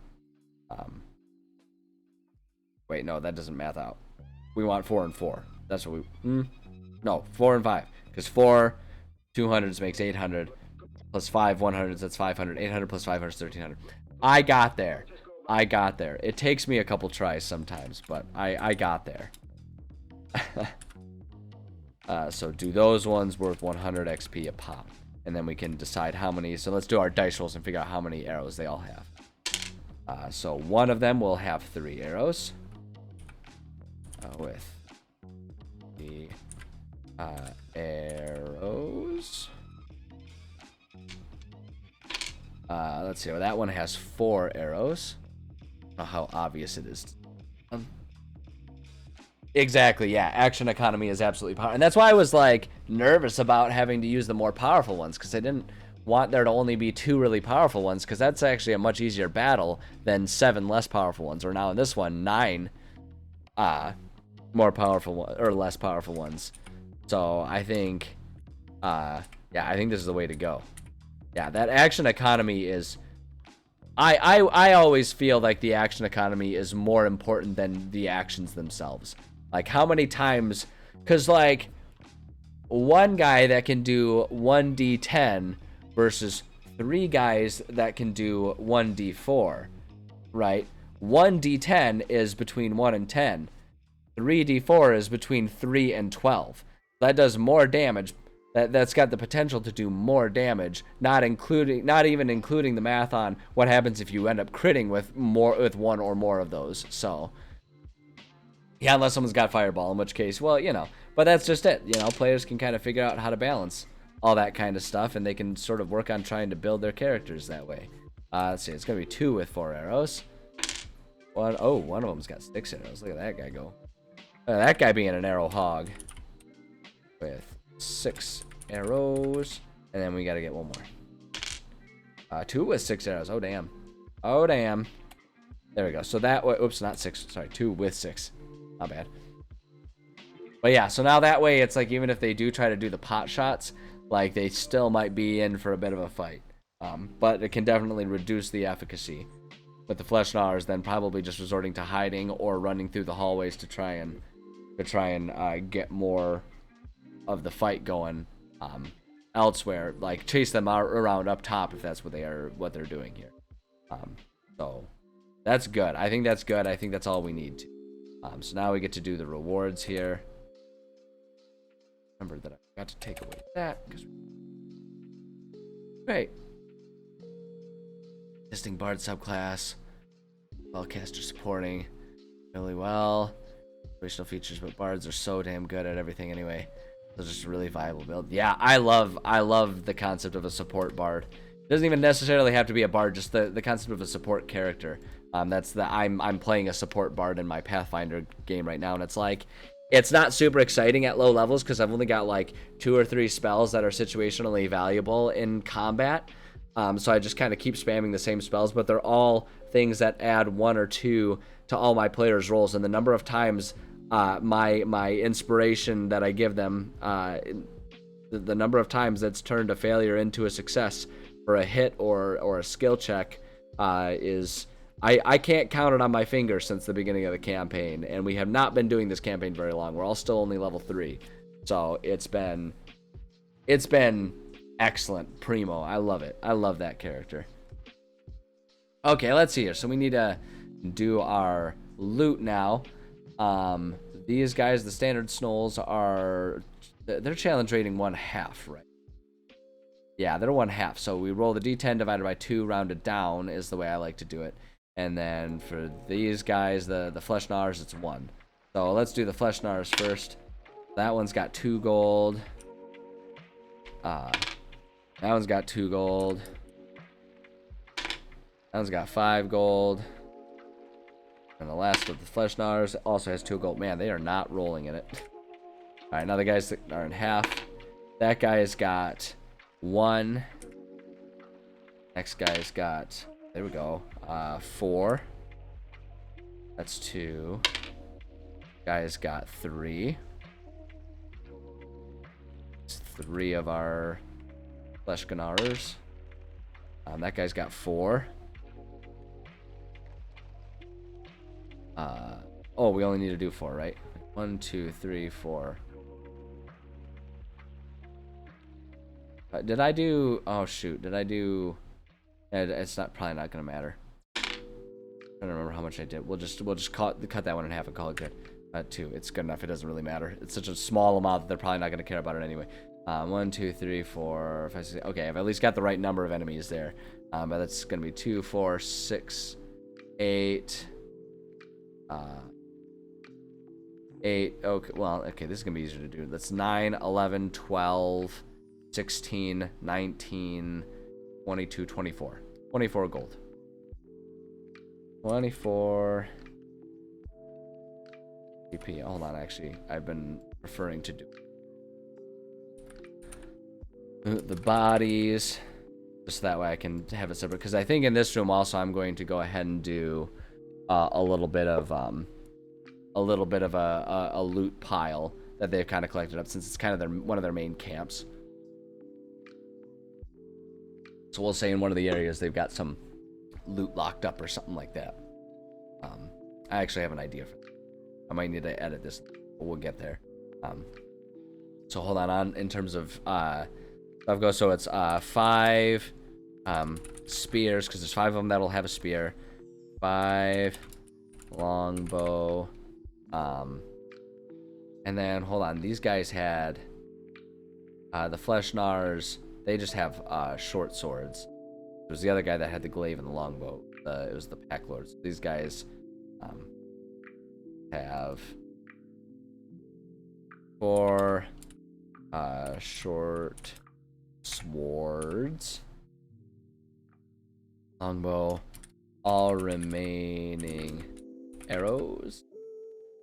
Oh. Okay. That's good.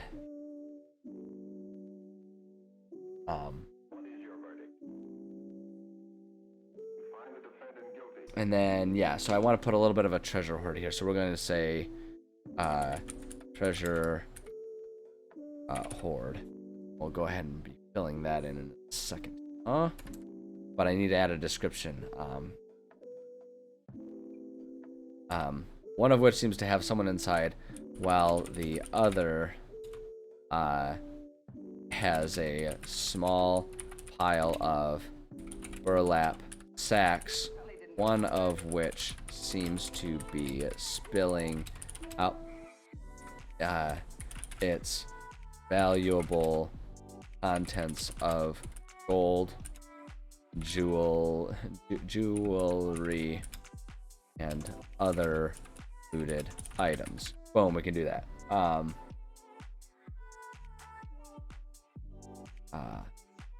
Both cages are presently locked. Boom, there we go. We can do that. DC 15 to hide in the shadows. I'm going to say DC 17. Let's do 15. 15 to... No, let's do DC 17 to pick the locks, because I'm going to put the keys in here as well. So DC 17 to pick locks. Actually, want to make that a separate bullet there. It's just easier to read and note. Okay, that's good. Because yeah, if I'm gonna hide the keys, make it difficult. If I'm not hiding keys, if there's no key, make it easier. Make it easier, and also make it like describe it as looking pretty rusted. So if they want to go for a break, they can do that. And so actually, what I'll do is we'll say DC 17 to pick or break. So it's kind of like if they wanna attack it, that's gonna be the DC. Do we know who the prisoner is? Yes, we do, and that's going to be part of the mission tie-ins. I have decided who the prisoner is. The prisoner is going to be, got it up in here. This one right here. Presence of a prisoner is one of present as a prisoner is one of Hell's minions. He is desperately trying to escape to return to Hell, as the call grows stronger with each day that he cannot return. He is a complete ward of hers and is only out of sight because she ordered him to go spying on the Snolls so that she could decide if they were worth saving as her minions. A few possible outcomes: if they free him, he will return and share their deed with Hell, giving them positive favor with her. If they don't free him, he may escape later and return as an enemy if we have reason for hell to be angry with the players. So that's gonna be who it is. And we'll put in some details there. But I want to, before I forget about it, I want to roll up a treasure hoard for this. So let me go to our loot gen tool. Boom. And so this is going to be a treasure hoard. Challenge rating, the highest one is a 2, so we'll do the 0 to 4. Roll the loot here. This is good. And I am going to, this one, I'm going to go ahead and actually... sometimes I don't include them, but I think this time I am going to include the magic items. Although I tend to be, I kind of like to be selective about these too. Because like spell scrolls, because I include the runes, I actually don't really like including spell scrolls. I don't know why. I just kind of, I'd prefer to do actually what I can start doing is for these things, instead of the spell scroll, have it be a rune of whatever that spell is. And that would be kind of a good way to distribute those and have them be present at appropriate level stuff too, because this tool just rolls from the table, the loot tables that exist within, like, you know, the various DM, the DM guide documents and all that kind of stuff. So it's like, it's rules as written. It just saves me the trouble of having to. So 177 gold. So treasure hoard 177 EP. Treasure hoard in cage. Where it is. Way I make sure I know what I'm talking about there. So we've got that. What were the gems? We're gonna have to clean this up a little bit, but it's easier to clean it up than it is to have to retype it all one at a time. So up here, yeah, get rid of dang it. Stuff like this. Mission tie-ins. Listen here, you bum of a program. Keep that underlined. Dang you! I didn't tell you to stop. I never told you to do this. Actually, can be a lot easier. Do that. It won't. I was just gonna talk about how it'll be less likely to mess up the formatting, and then I messed it up anyway. Just gotta be kind of careful about how much you highlight. Make sure you don't delete the bullet point below. 4 of these. 4 those. Link. Move the link so it doesn't just reload up the roll table. It's never helpful. It rolls up the load table. So it doesn't do anything for us. Then we do 950 GP gemstone.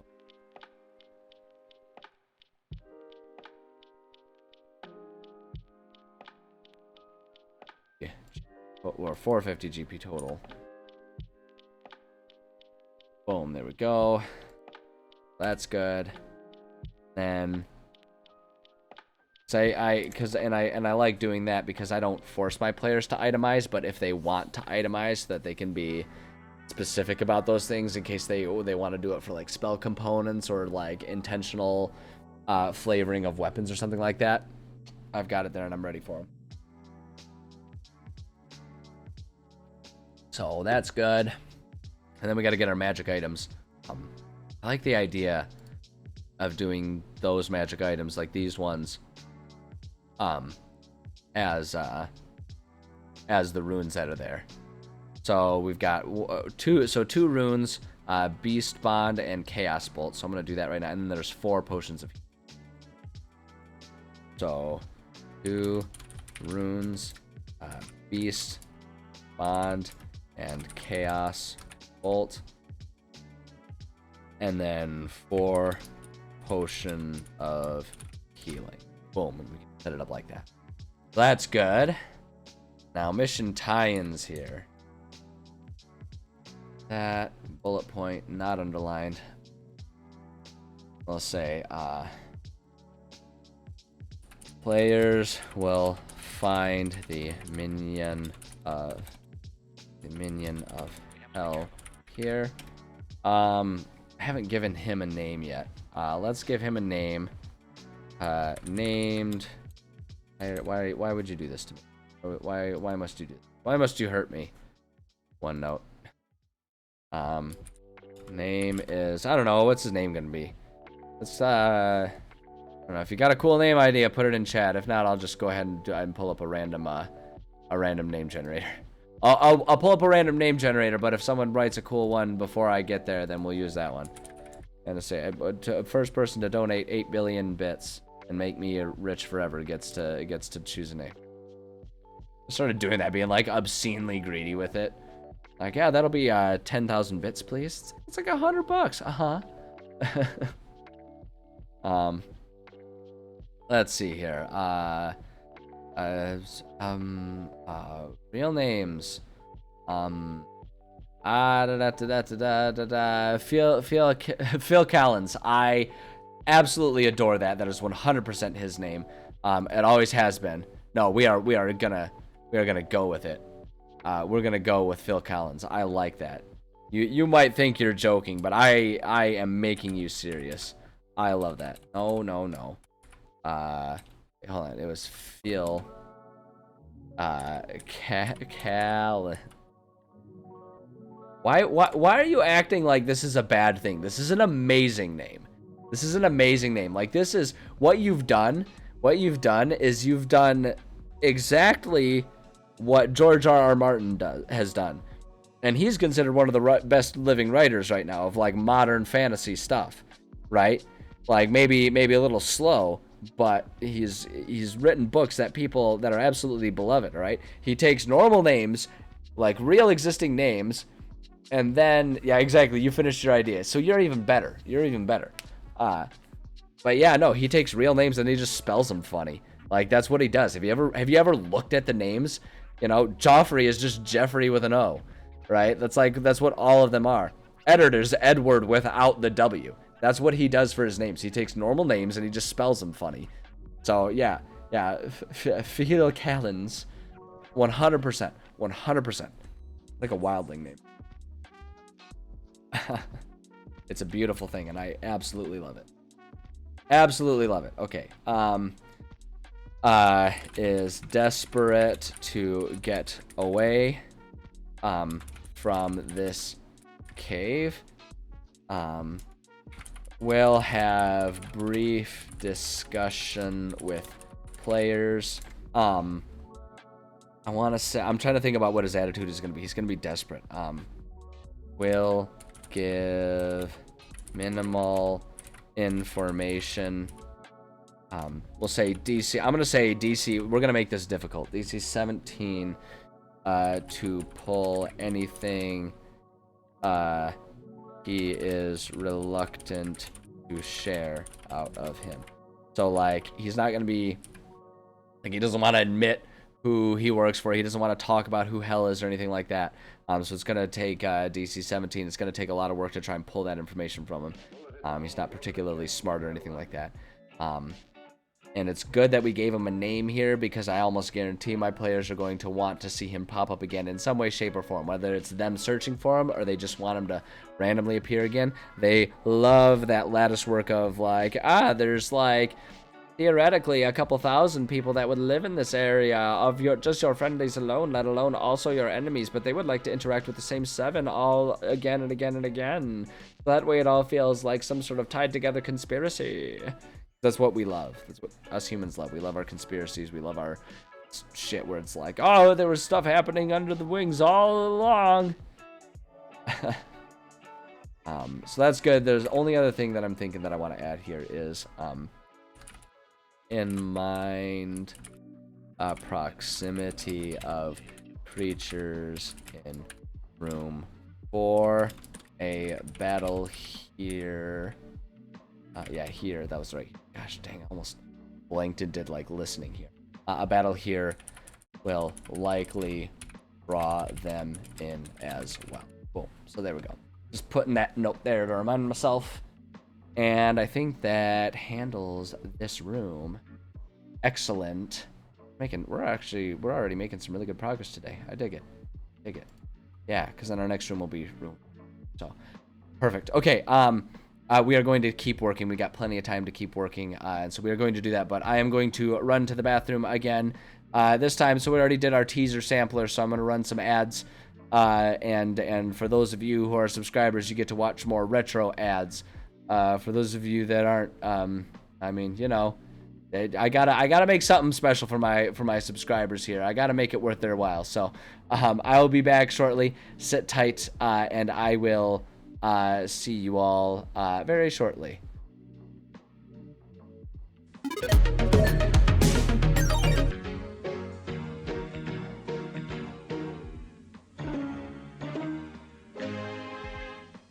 You want to see something really cool? Check this out. What am I, a monkey? You can zoom in, zoom out, change angles. Go anywhere you want to go, do anything you want to do. Here we go! This place is really sweet.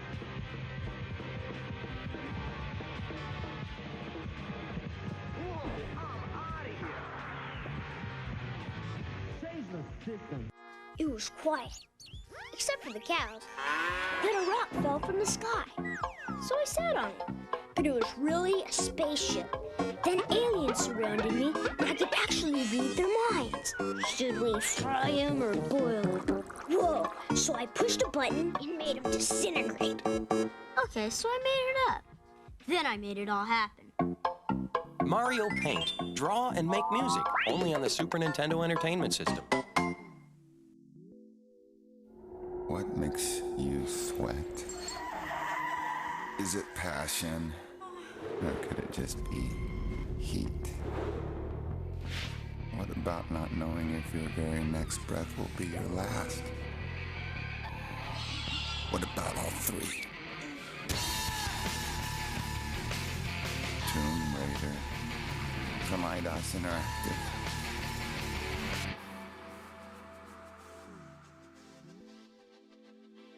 Is it me? Is it you? Who knows?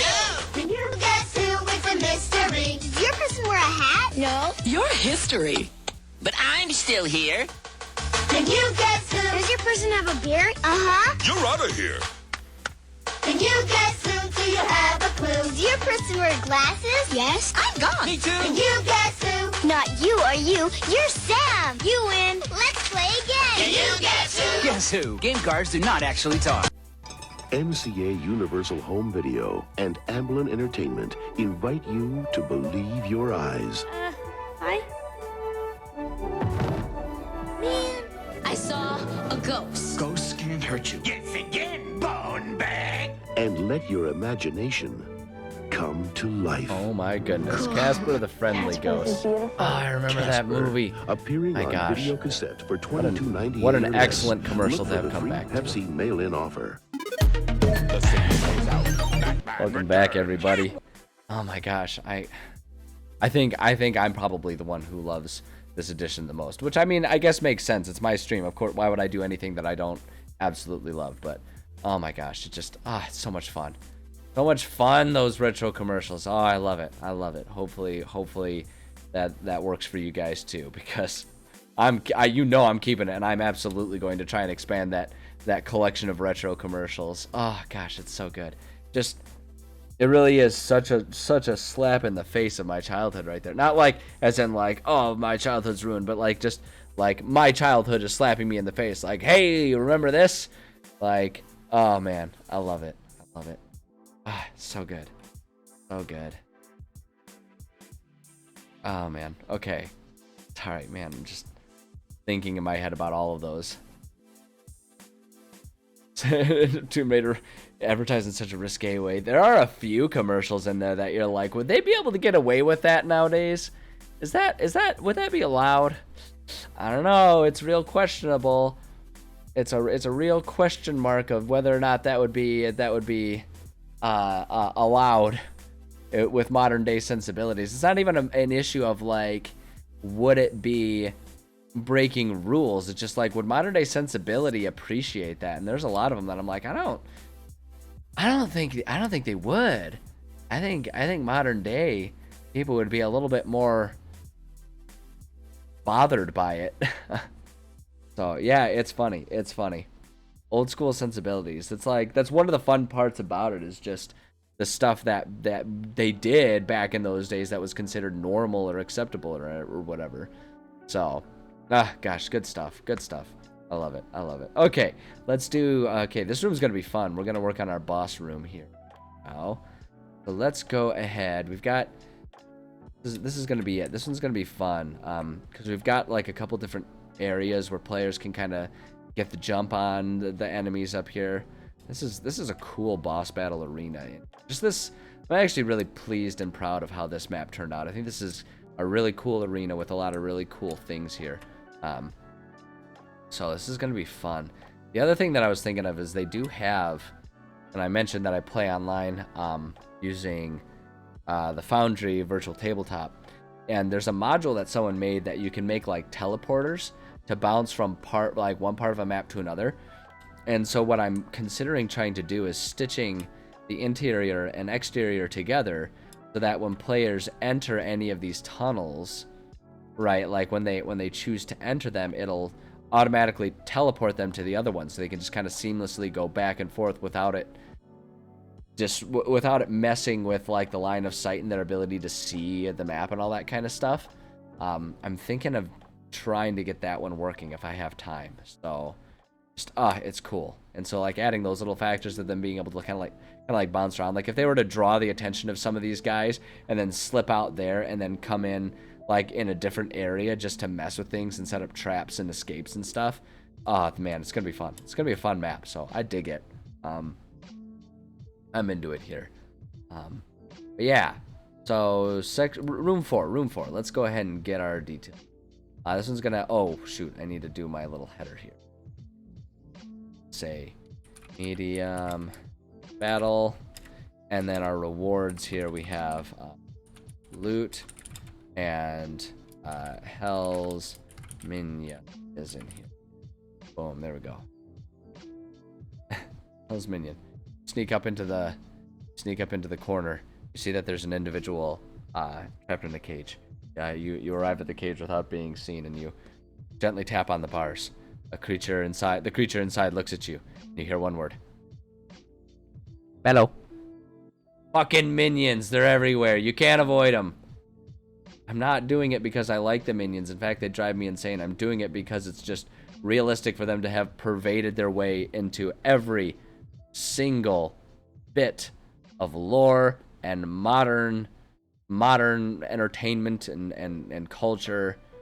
The minions have kind of taken the place of where Angry Birds were like 5 years ago. You guys remember that, when literally everything that existed had an Angry Birds version of it? It's like you know, you could be sitting there and it'd be like, get your kids interested in mechanics by purchasing this Angry Birds oil pan for changing your car's oil. Angry Birds tires, now in 4 seasons style. Get your kids interested in mechanics. It's like, that's what it was, and now it's Minions. Now it's like, want to teach your kid to be a chef? Get the Minions butcher knife. It's yellow with a blue handle, and it's got eyes on it that Google. Very sharp for your kids to learn the safety of a sharp knife. More crimes incoming. Yeah, that's if they're that's if the minions are the ones in charge of the cage. Oh, there's one other thing I actually need to put in here. The cage reminded me of this. Loot the bodies. I need to say prison cage keys. I said that we were going to do that, and that's why I went ahead and made the DC to pick or break the lock so high, because we do provide the keys, so they won't be locked out. Okay. All right. I think now we're definitely ready to move on to this one. This one we are going to definitely, I'm going to try and remember to do it beforehand. Boss battle for the danger here. The reward is going to be loot. And then, yeah, we said that we got loot there. And then the other thing is, oh yeah, I gotta check my mission tie-ins, because this one is going to have some stuff. Heal the region, that's a different one. This will be for save the city here. Excuse me. Mission tie-ins. Say loot and save the city. Tie in. Alright, and I'm actually gonna just on myself.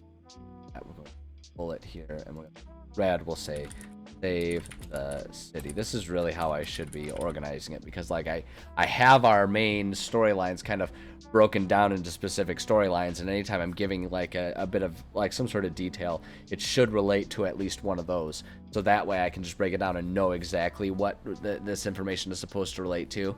It just makes it easier for organizing if I put it there.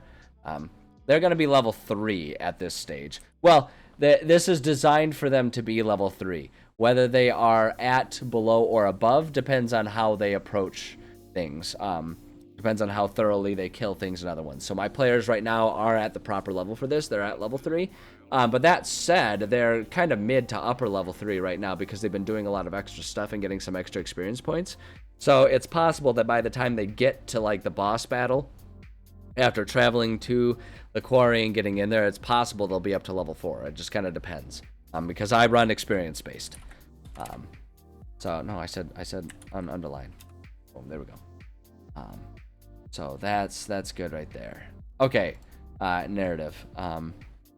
Say this part of the large interior chamber that serves as the housing, serves as the main camp, we'll say, for the Snolls that live here, is clearly for the we'll say head Snoll and his inner circle. A large tent fills the north side of this chamber, and next to it is a table with various documents and maps laid out. Boom, there we go. Various documents and maps laid out. Let's see here. What else is there to describe in this room? Got that right there. Got that set up. I do want there to be a loot pile, but I think I'm going to put that inside the tent. And we'll say, so there are a couple, we'll say there's a few sitting around campfire. I think I'm going to place the leader kind of poring over one of the maps and taking a look at it. And then I'm going to also put just a couple prisoners in here. Just a couple generic, like, you know, human NPC. There's nothing special about it. It's just to add some stakes to it and kind of make things a bit more complicated and interesting for them. Let the players, you know, it's like, I'm not even going to like write in any sort of intended like, oh, but in another part there's another prisoner that's like a guard or whatever. It's like, no, these are just going to be some captured people, and there's nothing special or unique about them, nor is there explicitly a correct way to save them. It's just like, yeah, there's some people here, figure out what you're going to do about it. You know, how are you going to handle this? What are you going to do about this? And just kind of give it to them that way. Not essential. So yeah, do that. I think that's all we need to worry about describing this. So, okay. Let's see. I have a rogue, and I don't think we have an explicit rogue. We have a couple people that are sneaky, but not in rogue-like ways. We have people that just are kind of sneaky and can attack from range, but not with explicit rogue stuff. Not at present. There's a couple that have talked about maybe taking some levels in rogue, but right now we've got a hunter who can kind of be hot-wired, as well as one of our mages who is kind of building himself to be like a spell sniper type of guy. And one of those prisoners thieves can't. Oh yeah, that would be kind of interesting. That would be kind of interesting. I mean, and we still could if they ever wanted to know, but yeah, I don't think that would be useful to any of my players as it stands right now. I don't think any of them are a rogue, because then we got a paladin and a war cleric. So, yeah. Yeah, no, I think that one's out. Let's see here. Document with maps laid out. Let's see here. A particularly large and scarred snoll stands over this table, seemingly examining the map that is spread out. Nearby is a collection of a few other snolls are hunched around a campfire.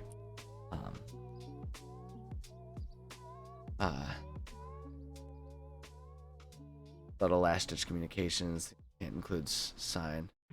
I don't recall. I don't know the languages specifically enough. That said, if my players wanted to try and come up with ways to just like signal and do hand signals, I would give them the chance to try and do like a performance check or something to just see if like they can present an idea in secret and stuff like that. There are ways for them to get around it without having the explicit ability. So, but like that's the type of stuff that I would just kind of file under the yes and ability there.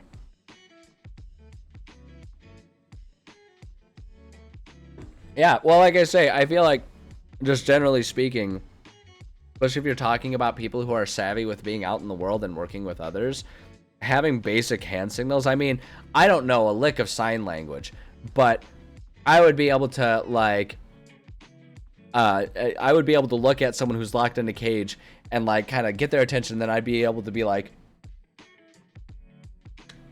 right, to signal like I'm going to break you out, right? It's like you can do basic stuff like that. So it's like if they're just looking for silent communication, there's ways to do it. So I think it's totally fair to just do that. It's Thieves' Cant allows it to be like a communication that doesn't require a roll, and that's kind of what it would do, or rather not Thieves' Cant, but being able to like actually have a sign language thing. So I think it's totally fair to just include that stuff in there if you want to also.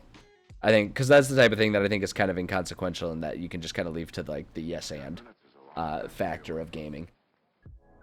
But yeah, so nearby is a collection of a few other snolls that are hunched around a campfire. They chat idly. Idly? Idly? There we go. That's it. They chat idly.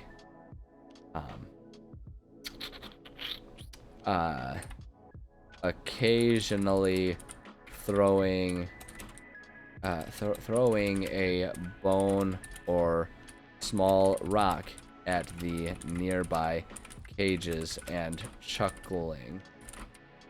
Inside these cages are a couple of prisoners who look rather thin and downtrodden. It seems they have been captives for a little while.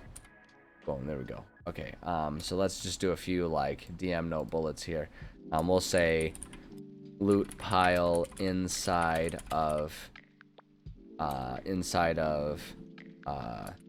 ground knuckles. Ground knuckles tent. Let's see here. Not really a good opportunity for stealth. So I'll just kind of leave it to yes and for if they try to do anything sneaky or clever. So we can leave all of that stuff in that, within that little realm of stuff. Trying to think about anything else. we'll just say, well, we'll do it for rewards. Well, what did I do? I did mission tie-ins. I guess that kind of falls under the purview of like save the city for like a mission tie-in. We'll say freed prisoners, and we'll add a bit more detail about interacting with them there. I just have a few basic thoughts and guidances for myself. We'll say I am going to say, well, first off, I'm going to make sure that the bullet points are all black. I hate when it doesn't do them uniform, because I have problems and I need it to be that way. Let's see here. DC 17 to pick or break locks with prisoners. Yeah. And I think that's all that we need to do, because everything else is going to be like a reward or something like that. I think everything else kind of fits better in one of these other categories. So that's good.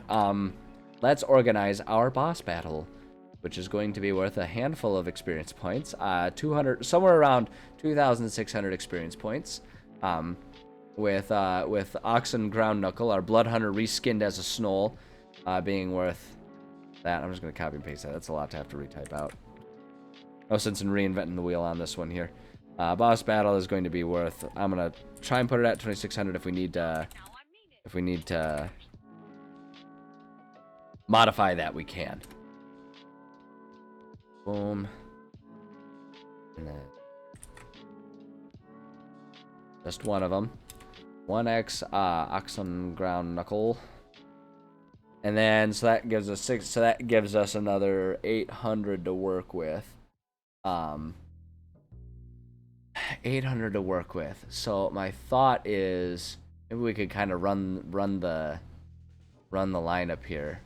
So 800, so that makes 450, that means 350 more, 150 more, and if we did 2 of those, so if we did 1, and 2 of those, that gives us a fair number of enemies for them to have to deal with, and gives us some good variety of strong and weak enemies. So I think tactically speaking, that would be an interesting battle. So I think that's how I'm going to do it.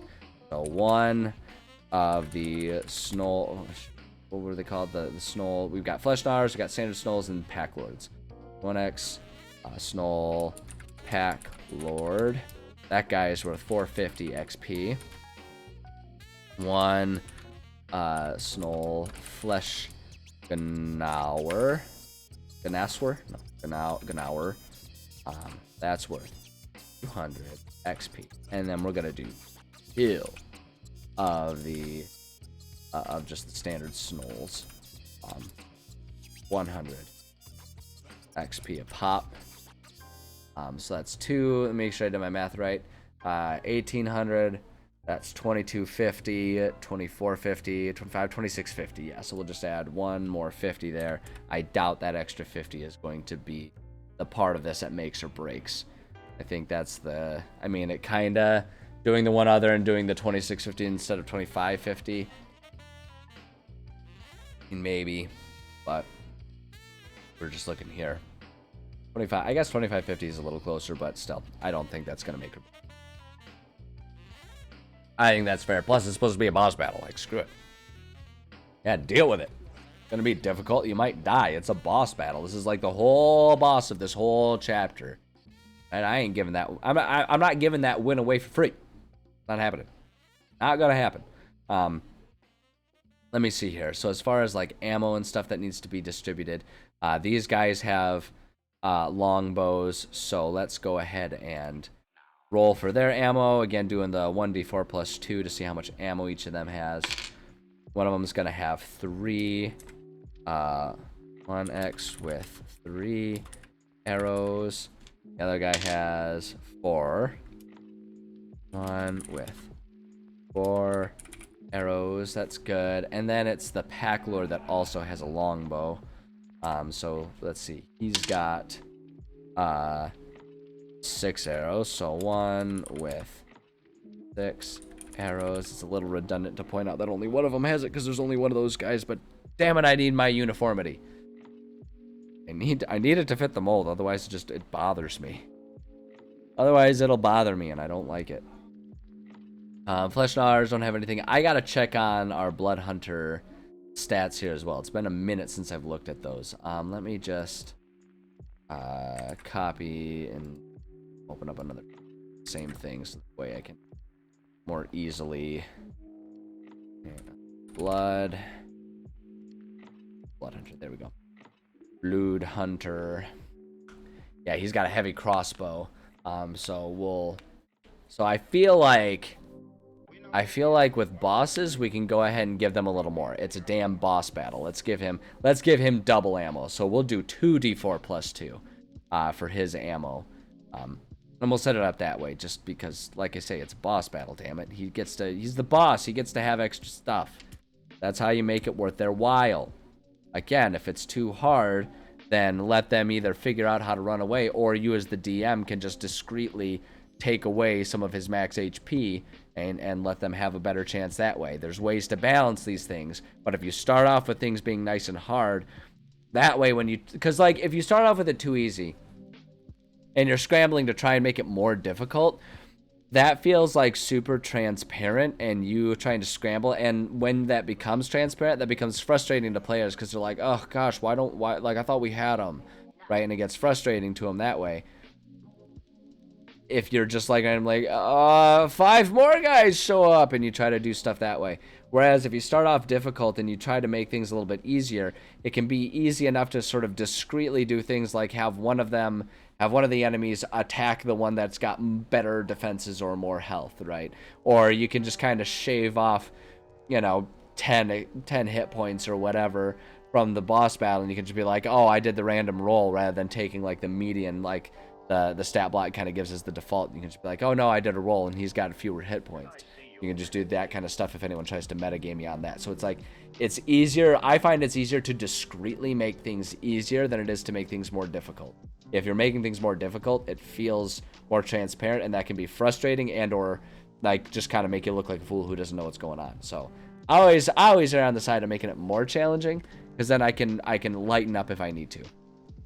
Right, just like strategically have them choose one of their less damaging attacks. Strategically have them forget to get out of the way of like an area effect thing that one of your players is going to put down, Strategically have them not be quite smart enough of an enemy to avoid bunching up when you know that the wizard's holding on to his area effect fire spell or whatever. Right, it's like it's easier to discreetly do things like that than it is to discreetly make things more difficult if you're doing the best you can to keep it difficult and it's just too easy.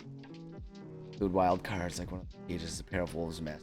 Yeah, that's a really good way to do it, and that's kind of also like, like that's a good way to discreetly have things be more difficult.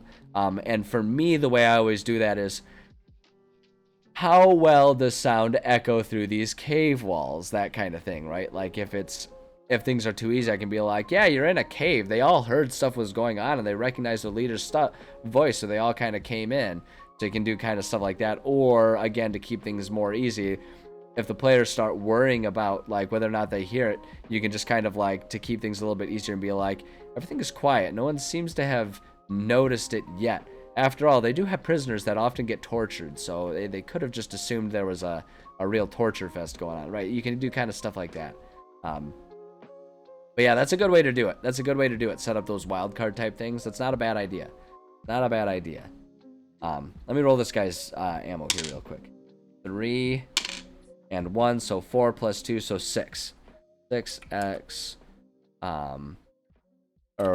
1 with 6, and we're gonna say bolts for this, because bolts are different than arrows. Bolts are different than arrows.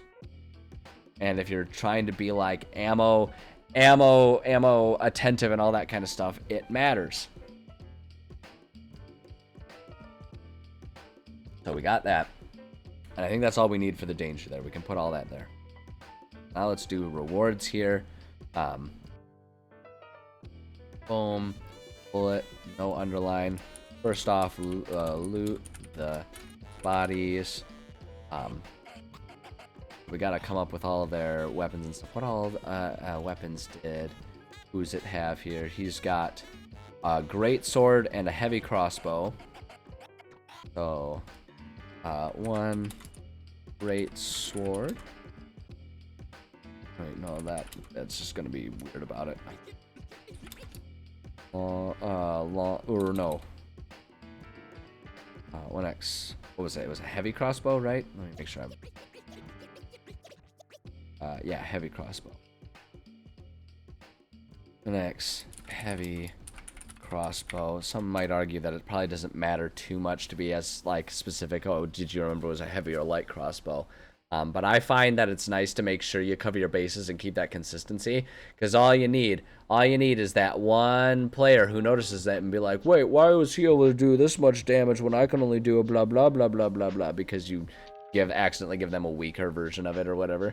Like, busted, you know. And it's not even, it doesn't even have to be something that you were like maliciously trying to do. It just like, you know, it's like if you wanna really sell it to your players that you are the god of this world and you're the one in charge of that game, if you can minimize the number of little errors like that, the better. Not saying that I don't make errors, but I do my best to make sure that the game I'm presenting to my players is as well thought out as possible. Because the thing that's fun about that, if you can present yourself as a DM who has everything extremely well thought out, it starts messing with your players' heads, and it's one of my favorite factors of the way I prepare this stuff.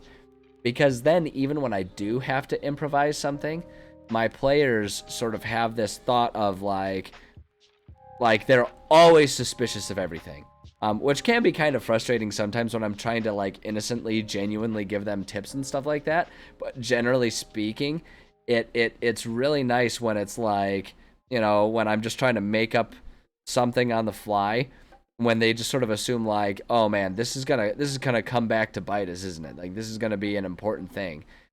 And it's like, whether or not it was intended to be that way, you can just kind of be like, you know, and just play, you know, just be like real coy about it, and they'll be like, oh god, oh no, and then they'll start panicking about stuff, and it's really funny to watch them squirm. Supernaturally efficient with that weapon. Yeah. The other thing too, though, like the complete other side of that coin is, I'm also the type of DM that will 100% be like, look, it's a game and I had to use some mechanics to try and make it a reasonable battle.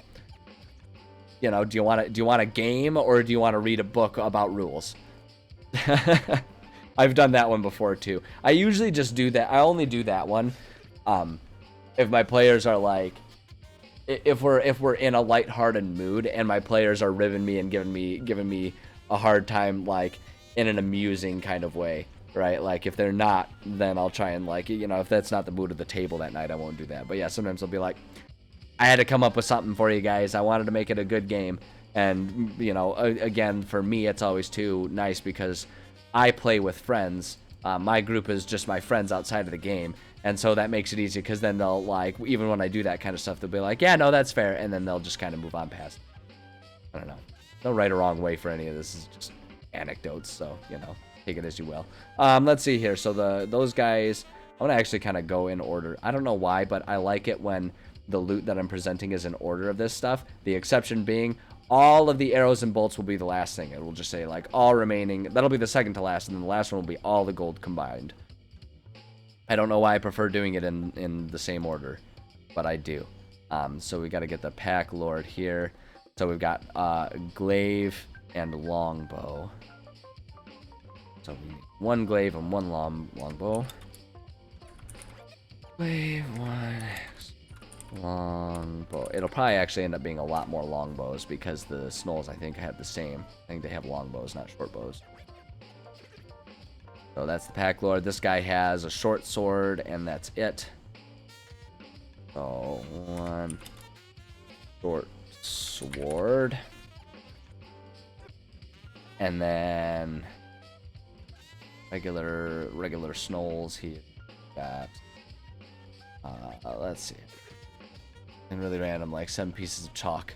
I'm just wondering. Yeah, that's I'll do stuff like that too sometimes. I usually don't include that stuff as like part of the loot table or whatever, but I'll just do something where they're like, yeah, can I look around the room? And I'll just like add in random anecdotes. It's like, yeah, and you also see what appears to be a little hand-drawn picture of a Snoll family, and let them just be like, oh god, did we kill a family man? Oh god. And just like let them kind of, like, I'll do stuff like that all the time. I love doing stuff like that. Okay, these guys have spears and longbows. So 2 spears and 2 longbows. So we can actually just turn this into 3 longbow. And then 2 spears. And then all remaining bolts and arrows. That.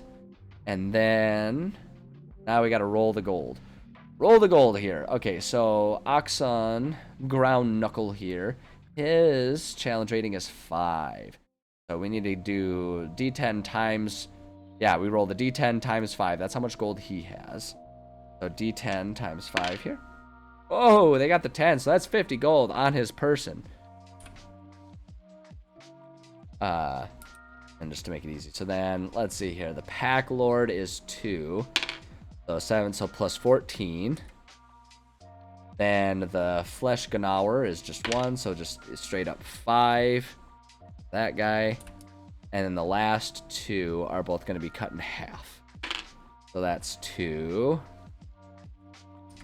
Plus, and then 1 divided by 2 is half, rounded down 0. So that guy didn't have any. That guy was broke. They didn't let him keep.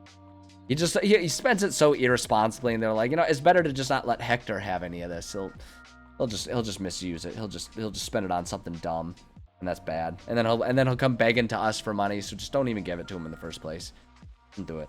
All right. So 50 plus 14, 64, 69, 71, 71 gold, and that's just looting the bodies.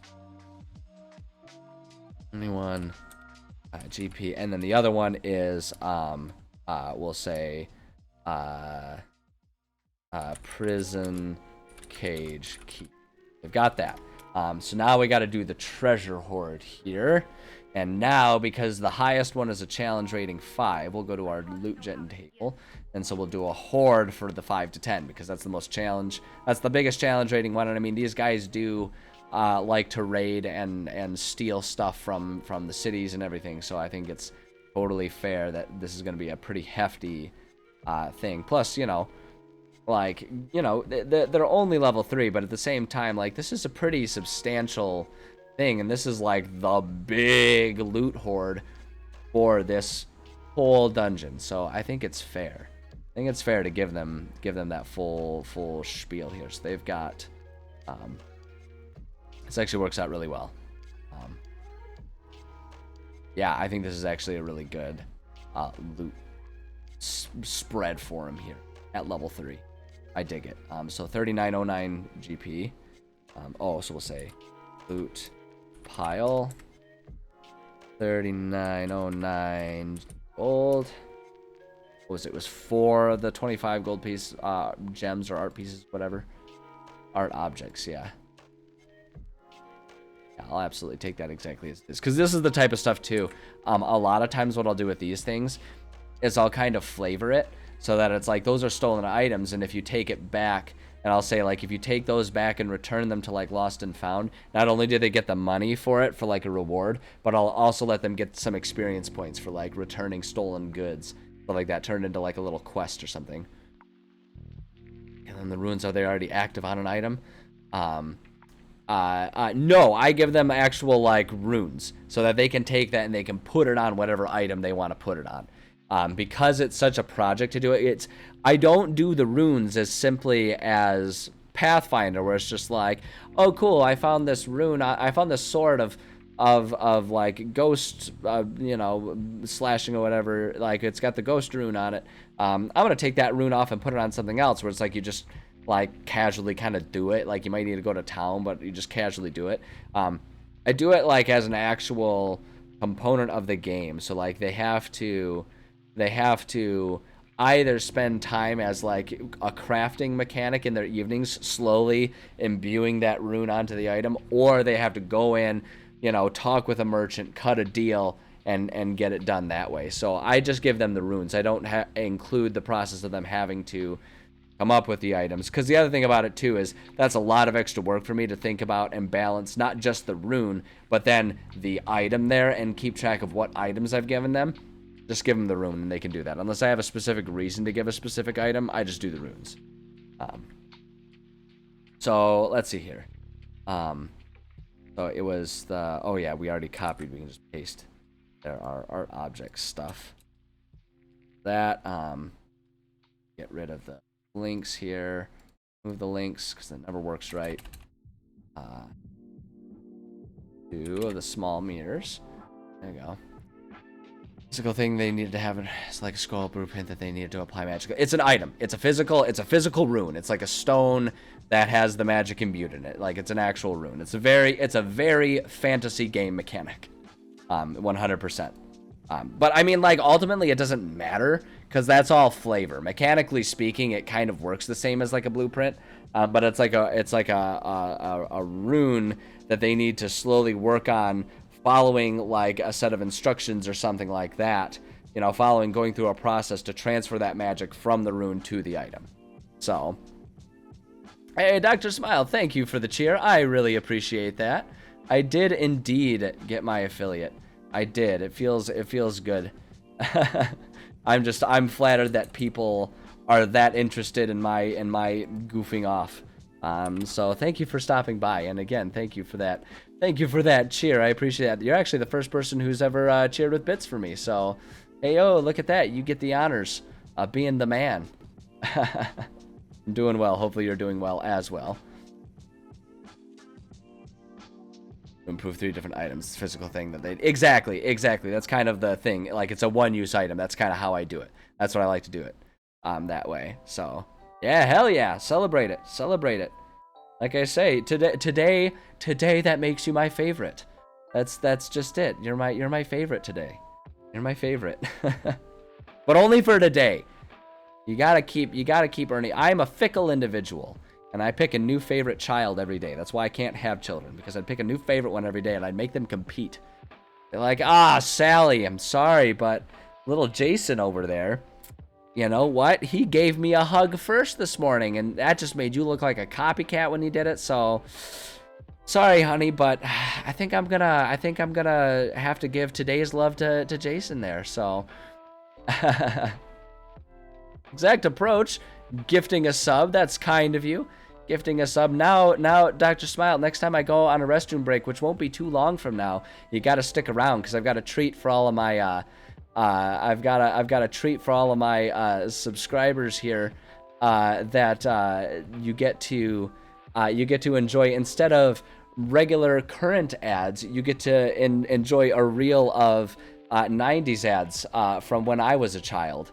Plus now, and thank you, Exact Approach, for that, because that puts us one step closer towards the edge, and I'm about to break. No, it puts us one step closer towards invoking the Cat Treats finale to streams, the daily stream end where we will give our dear friend Leela some treats. So,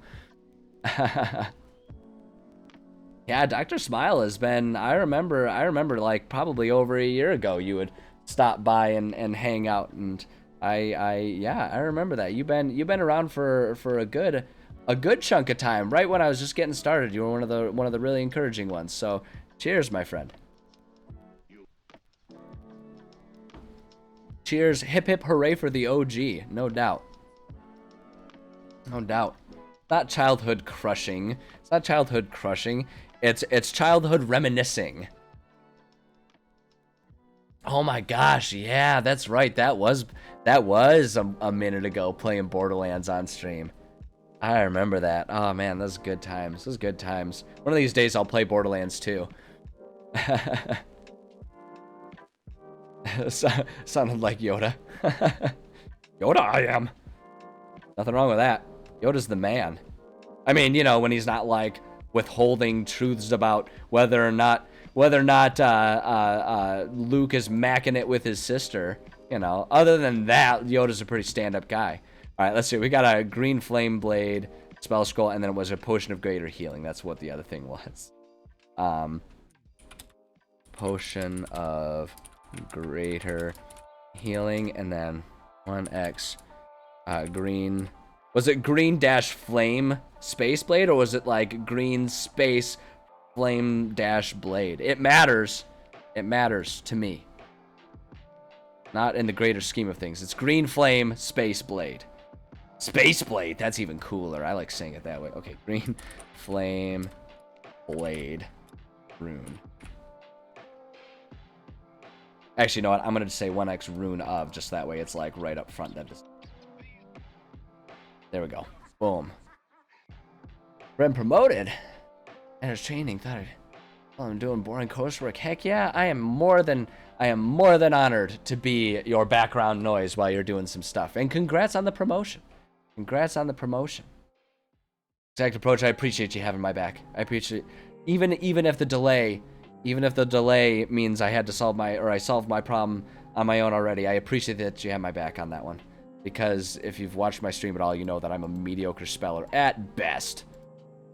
On a good day. All right, so there's our loot pile. There's a lot of loot going on here. My player's gonna be real happy with this. They better be, ingrates. Gosh. Heck yeah, lurk away, my friend, lurk away. All right, let's see here. So as far as mission tie-ins go, save the city. The players will be able to find some very helpful info for the city here, as well. Here, on top of any thinning of the Snoll army that they do while here. So freed prisoners.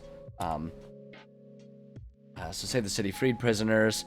Not much mechanically, but doing so will be great for morale. And returning them is worth 50 XP per player per saved prisoner. I've been kind of doing that, so it's like if they free a prisoner or rescue someone, they kind of each get an extra 50 experience points, which isn't much, but considering one of the Snoll's defining activities is capturing people so that they can use them for like, you know, like use them as indentured servants and or just like, like basically playing with their food. It's kind of twisted, but it's kind of basically what they do. So it's like anytime they free anyone, I kind of toss each of them an extra 50 XP. Like they've already earned a piece, a couple hundred experience points for doing that. So I'm trying to remember to like actually write that down so I don't forget it. So then we're also going to say Snoll camp maps. The maps will show the locations of the Snoll of the other Snoll camps, as well as a few areas of interest. Areas of interest will either be side missions or be relevant later when they get more info from other. Actually, we'll say when they get more info for future missions. So there's gonna be, we're gonna start doing some tie-ins for some other areas, including the whole the Heal the Lands quest, which is not the player's main quest, but it's actually one of the most relevant ones, and kind of is one that they'll accidentally have the chance to partake in just by doing this. Like it kind of goes hand in hand with their main one. So yeah, we'll give them that information that'll be relevant later. Prince John, welcome. Glad to have you here. Glad to have you lurking, my friend. No doubt. Always happy to see you here. Sort of scarcity sort of game. It's also nice kind of thing why the party doesn't need to spend coin on food or something. Small farmers happy to have. Yeah, that's a really good point, and that's actually a really good point with prisoners. With freeing them. Like for these ones, I probably won't, because these guys are. Actually, you know what? This actually is a really good idea. That's definitely, just to finish my thought, that's definitely something that I've done before, and actually was a relevant part at the very beginning of this when they were dealing with the active Snoll siege on the city. is depending on who they helped and how quickly they helped them, it had an impact on what shops are still available right now, or what shops it's going to take some time for them to like rebuild and resupply, or even find a new shop owner and stuff like that. So it's like right now they don't have an enchantment shop because they weren't able, because their actions, actually they kind of accidentally lit that one on fire by using a firebolt to fight the Snolls that were looting it. So it's like right now there's not an enchantment shop. It's going to take another chapter or two for that to finish getting built. So it's like they haven't been able to work on receiving any enchantments at the time. So it's like I'll do stuff like that a lot too in this one, because it is definitely meant to be like a resource scarce one. Getting discounts or assistance around. And actually, you know what I think I am going to do for this one, the prisoners. I'm gonna walk back on that and say these guys are also rangers who live outside the city. Freeing them will likely offer assistance in future travel scenarios where they could have a higher chance of crossing paths with a helpful NPC. So it's like by freeing them, they can increase the chance that they'll have someone who will help them and like give them guidance and say like, hey, here's this, so that way they know they've got a night free of running into dangers, because the ranger can be like, yeah, there's like a pack of these guys, you know, or a pack of this type of creature directly north. You're going to want to cut to the east a little bit when you're traveling that way. Stuff like that. You know, you can kind of have those pay little dividends, which are kind of like neither here nor there a lot of times, because it's kind of arbitrary stuff that's more for flavor than anything else. But even if it's just for flavor, players like that, and it makes them feel good to know that the things that they do, the decisions they make, will impact the game in the future. And it really encourages a lot of that like creativity and interaction with the world while you're playing, because they'll start thinking like it just trains them to be like, hey, if we do these things, we can get benefits from it later. And so they'll start like really engaging with the world in positive ways when you do that kind of stuff. So those are some really good reasons to do it. So I'm glad you brought that up. That's a really good point to emphasize the fact that money isn't the only benefit that you can offer players when it comes to like rewards for doing stuff. So yeah, and so I think that covers that all of it. There is going to be some tie-ins for healing the world, but that's going to be in a later room. So I think for this room we are good to go, and I even remember to do our stuff at the top there. So I think we're all set for this. I think of something later, so perfect. Okay, seems like good timing. I am going to go ahead and run to the bathroom, so we're gonna go ahead and run some commercials. All you subscribers, enjoy some of this 90s action. I promise I won't always call such an attention to it in the future, but God, I'm so enamored with it, and I'm so proud of myself for figuring out how to set this one up. And I love 90s commercials, so and enjoy your commercial break. I will be back shortly. So no, absolutely, yeah, don't leave the kid hanging. Don't leave the kid hanging. Exact approach. I understand. So yeah, we'll catch you later. Thank you for stopping by. I appreciate you being here, no doubt. So yes, I will be back shortly. For everyone else, sit tight. I will be back very shortly. That's cool.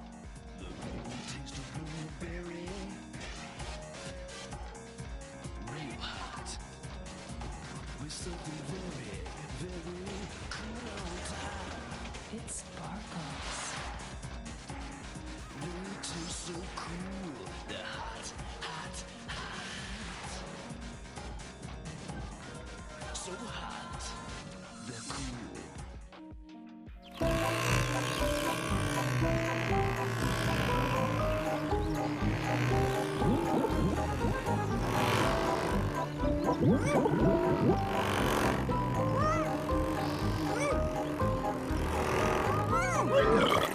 Innovation, power, performance. Air Hogs, as real as it gets. Air Hogs brought to you by Spin Master. Air sickness bag not included. We join Ronald, still searching for Grimace's voice. On your right, Scary Mountain. 12,000 feet of solid Frozen yogurt. Grimace's voice. The hell, Ronald? it's in there. Let's go. Will Ronald say Grimace's voice, or will it be too late? It'll be too late. Bruce, your new M Squad equipment. This video cam is actually binoculars. And this toy calculator? A secret document stamper. One toy comes with every McDonald's Happy Meal we buy. And this camera? A camera, Bruce. This is a commercial. Now your child can visit steamy jungles, grassy plains, and the dark depths of the oceans to meet and learn surprising facts about the magnificent animals that live there, all through the captivating, colorful pages of Zoo Books. The publication is specially created for young readers. Each monthly issue of Zoo Books is packed with breathtaking full-color photos and scientifically accurate illustrations, plus games and puzzles. Today, through this exclusive TV offer, you can get 12 fascinating issues of Zoo Books for the special price of $19.95. When you call and use your credit card, we'll include the elephants issue as a gift. Plus, you'll also get the colorful collection of animal stickers and the tiger poster. So order Zoo Books today and send learning and Oh fun to a my child gosh, you is love. this a commercial for Zoo Books? Oh, I loved those so much as a kid. Oh, I remember the Zoo Books. I remember those so hard. I had those as a kid. I loved them. Oh my gosh, I loved them. Hold on, we're gonna finish Zoo Books. We're gonna finish it. Everyone can enjoy Zoo Books. Okay, Zoo Books is done. All right, that was amazing. Oh my gosh, Zoo Books. Oh my god, the nostalgia.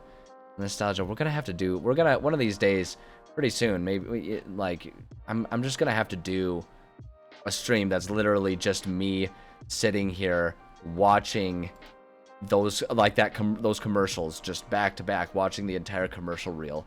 Just so I can sit there and talk about all my memories. Because every single one of those commercials, I swear to God, I remember every single one of those commercials. I kid you not. I kid you not. I have yet to see a commercial there that I don't remember from my childhood. Oh my gosh. Which, you know, maybe says something about how much TV I watched as a child. And maybe that's why my eyes are such garbage. I don't know. Maybe there's some truth behind that one. But look, point is, best decision I've ever made right there. Setting up that reel. Oh my God. I really hope y'all enjoy those as much as I do, because oh gosh, just so spot on and perfect. So spot on and perfect. I love it. Okay.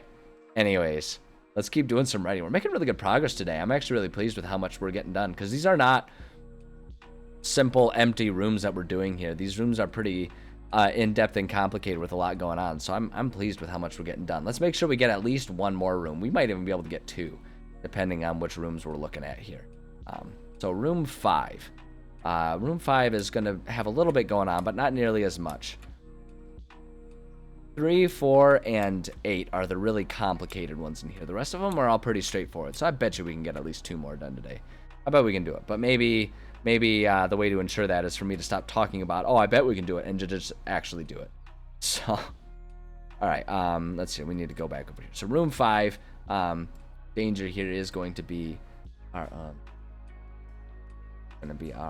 medium battle.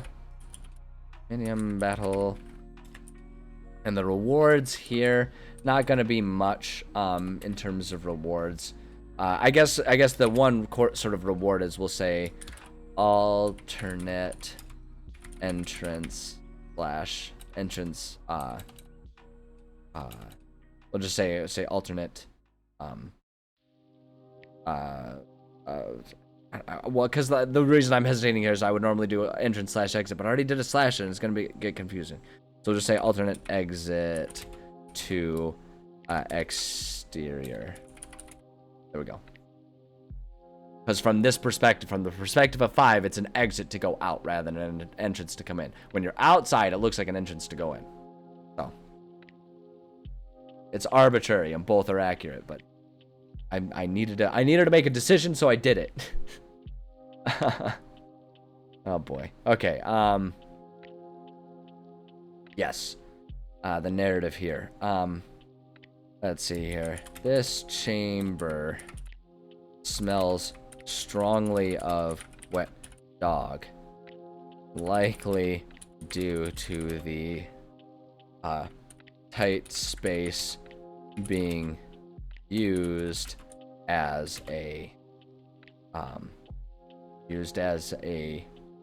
I guess you could kind of say, like, we'll say used for multiple snow tents. Half of the room is lit with a fire by which multiple Snolls lounge, while the other while the other half is in shadows. Shadows cast by pillar that divides the room. In the shadows is a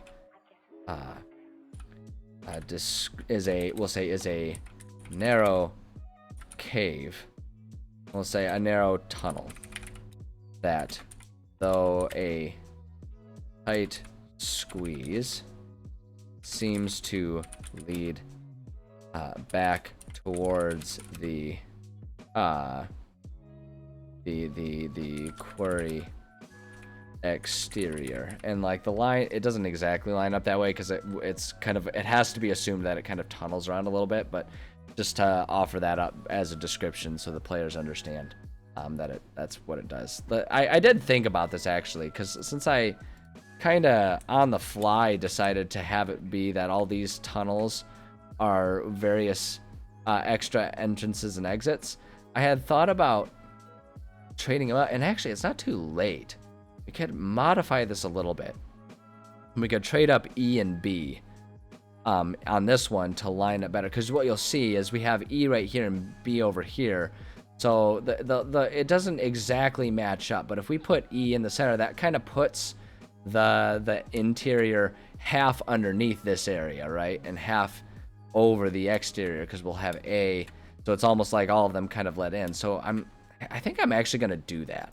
We're here, we have the opportunity, it's not like this is final, so I think maybe I'm going to do that. I'm going to make a couple little edits here, and we're going to put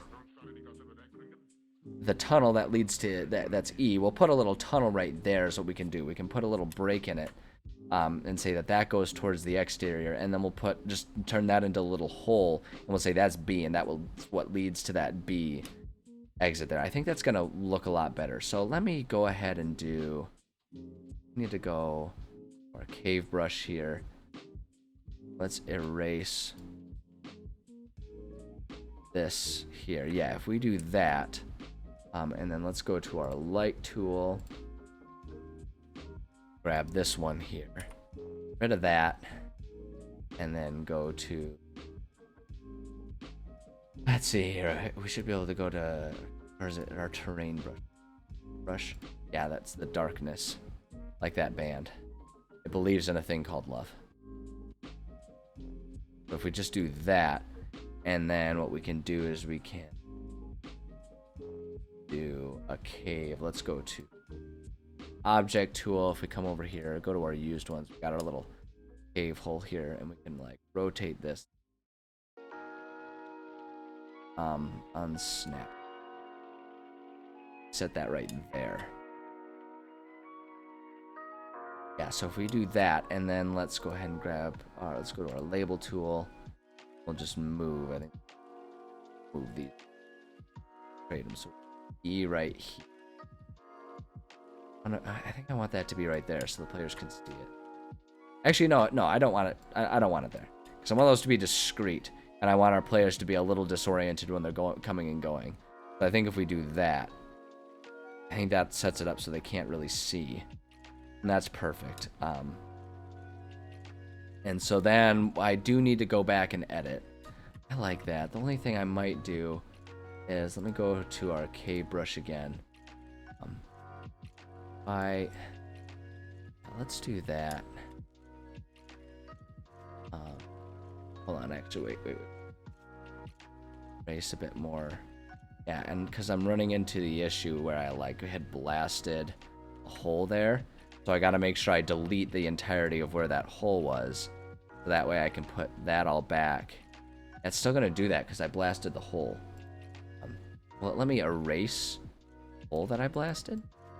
Yeah, there we go. That's what we need to do. Okay, yeah, so if we do that, and then go to our cave brush, dig the cave. Let's dig that area out again. Perfect. And then grab our B. That right there. Go to our object tool. Grab this. That like right there. There we go. Nestled, just kind of tucked away in there. I think that looks good. I think that looks a lot better. I like that. I like that. I think that looks a lot better. Okay. Excellent. So now I just need to go and do... Just need to edit 2 a little bit to describe that there's that entrance to... That entrance/exit to B. So... go ahead and edit that into 2 and make sure that's clear. Are in use by the Snolls. We'll just say on the east wall there is a noticeably smaller tunnel that shoots off and appears to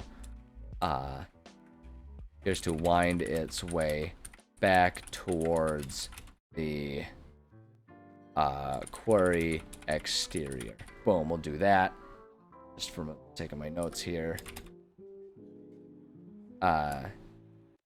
We'll just put exit, and that's what I'm going to start doing. I'm going to actually modify any of them. So instead of alternate entrance, we're just going to say exit and buying spot. There we go. Great. Okay, so that's good. And then Luton Hell's Minion. Yeah, we got that one already figured out. Luton's City. Good. And then this one we'll say, we'll just say an exit. Okay. Chamber. Yeah, and so we'll just describe that, and like we'll describe that there's the exit there. And so the one thing I'm going to do though is I'm going to change. I'm going to do one more edit. I'm going to move this. If we're going to set that, I want this to be right. Yeah, there we go. So that's our exit, our entrance into it. So the entrance is going to be basically going right into there, and I think that's fine. Kind of changes the dynamic of this room a little bit, but I don't think it dramatically alters anything. And actually, I kind of like that they start right in the middle here, because then it's going to be even more like maze-like for them. It's not a complicated maze or anything like that, but it makes it feel more like that when they first get in there. It's going to be a lot more disorienting for them. So I think that's good. I'm quite happy with how this is right now. It just makes more sense too, right? Because now we've got, you know, the way it's set up, A, B, C, D, and then E right there, which then is very close to this one where we've got A, B, C, D, or C, D, and E. So it's like, it makes a lot more sense for a lot of these to wind up. E is still a little offset, with the idea is that it could wind down and it goes in there, or it could kind of wind and go in there and that's the center, and then all the other tunnels kind of go in deeper underground towards the west. So I think it just makes more sense. It just makes more sense because then it's like the tunnel for B, like those tunnels will kind of almost line up with what's under here. Same with D. So those all kind of line up there and not have any of them be the main entrance or whatever. I think that makes a lot of sense. I think it'll work out pretty well for them. Only thing I'm noticing is if I'm gonna set up multiple, I actually do want these in a place where the players can presumably see them. Because I guess I don't necessarily want these to be secret tunnels, just the various entrances and exits. And I kind of want them to be able to use those as tools. Because the more I want them to be able to use them, like the less I want them to be secret ways for them to necessarily sneak up on the Snolls, and more so it's just like these are the ways that go in and out, and it turns it into just like this maze, sort of like labyrinth for them to explore. So I think I like it better with them, with it just being a bit more blatant where the tunnels are. So I'm gonna go ahead and do that and be fine with it. So that's good right there. So I need to edit my thing here. So this chamber smells strongly of what dog likely do. The tight space being used for multiple snow tents. Half the room is lit with a fire by which multiple snowls lounge, while the other half is in shadows cast by the pillar that divides the room. So I'm just gonna get rid of that. Tunnel leading towards the quarry exterior can be seen on the south wall of this room. See here. And I think that's all we need for the description here. In theory, depending on which route they go in, here's what I'm going to do. We'll say depending on how players enter the room, be able to use stealth to hide in shadows. And I'm just going to do, actually, here's what that note right there. Dang you, keep the text black for the bullet points. Don't know why I need it to be that way, but it bothers me when it's not, so we're just gonna keep it that way, not fight my weird internal demands. Okay, maybe able to use stealth to hide in the shadows. We'll say DC. It's gonna be tricky though, because it's not super hidden. Like, they've got some paths there, right? And there are some tunnels, there are some lights and stuff there. So it's not gonna be super easy for them to do that, but it's possible. But they gotta earn it, and not if they're coming in through. If they're coming in, they're right there. They're gonna be seen. Sucks to suck. Deal with it. Not everything gets to be them getting the upper hand. Sometimes that's just not how the cookie crumbles. Okay, so a medium battle here. Medium battles are worth what? 1,300 or so. What did we do for our other medium battle? Let me make sure I'm not repeating battles here. We did 4 of the flesh gnawers and 5 of the snolls. I actually like the idea of just doing 3 of the pack lords for this one. Have it just be 3 big strong guys that are like posted up right by the entrance / exit, right? They're kind of like the guards right by one of the exits. I think I like that. I'm gonna do, whoops. Yeah, we'll do that. So that's gonna end up being worth 1350 XP total because they're each worth 450 a pop. That, so it's 3 of the Snoll pack lords, and they're worth 450 a piece. Yeah, because 450 and 450 is 900 plus another 450 would be 1350. Bada bing, bada boom. There we go. It's great. And these guys all have longbows, so let's go ahead and just roll their ammo counts here, see what they've got. 1d4 plus 2. One of them has 6 arrows. He came prepared. 1x with 6 arrows. 2 of them. Man, these guys are ready to guard. These are all kinds of ready to guard. They probably won't use it in these tight quarters, but you know, oh my gosh, 3 of them. Look at that's the dice roll. I don't know if the camera makes it super obvious here. I'll point. You can see which one.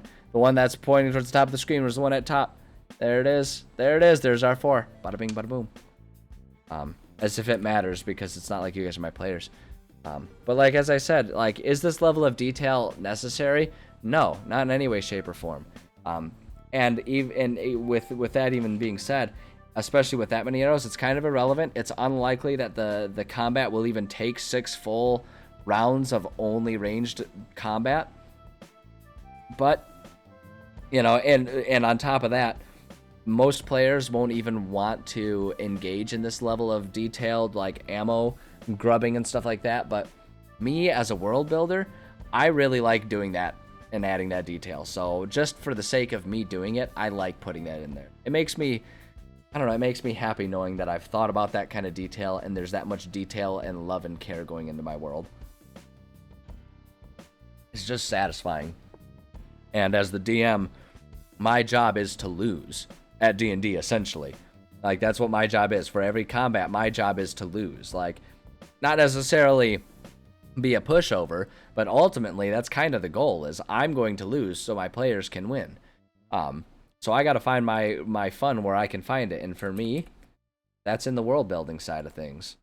So here we are. So rewards, loot the bodies. I'm gonna do that, and I'm gonna say these guys aren't even gonna have a big treasure hoard. We've already kind of got 2 treasure hoards, and I'll probably even add 1 more. But I'm gonna say this area does not have treasure in it. This is just like, you know, too bad. Just what these guys are carrying on them.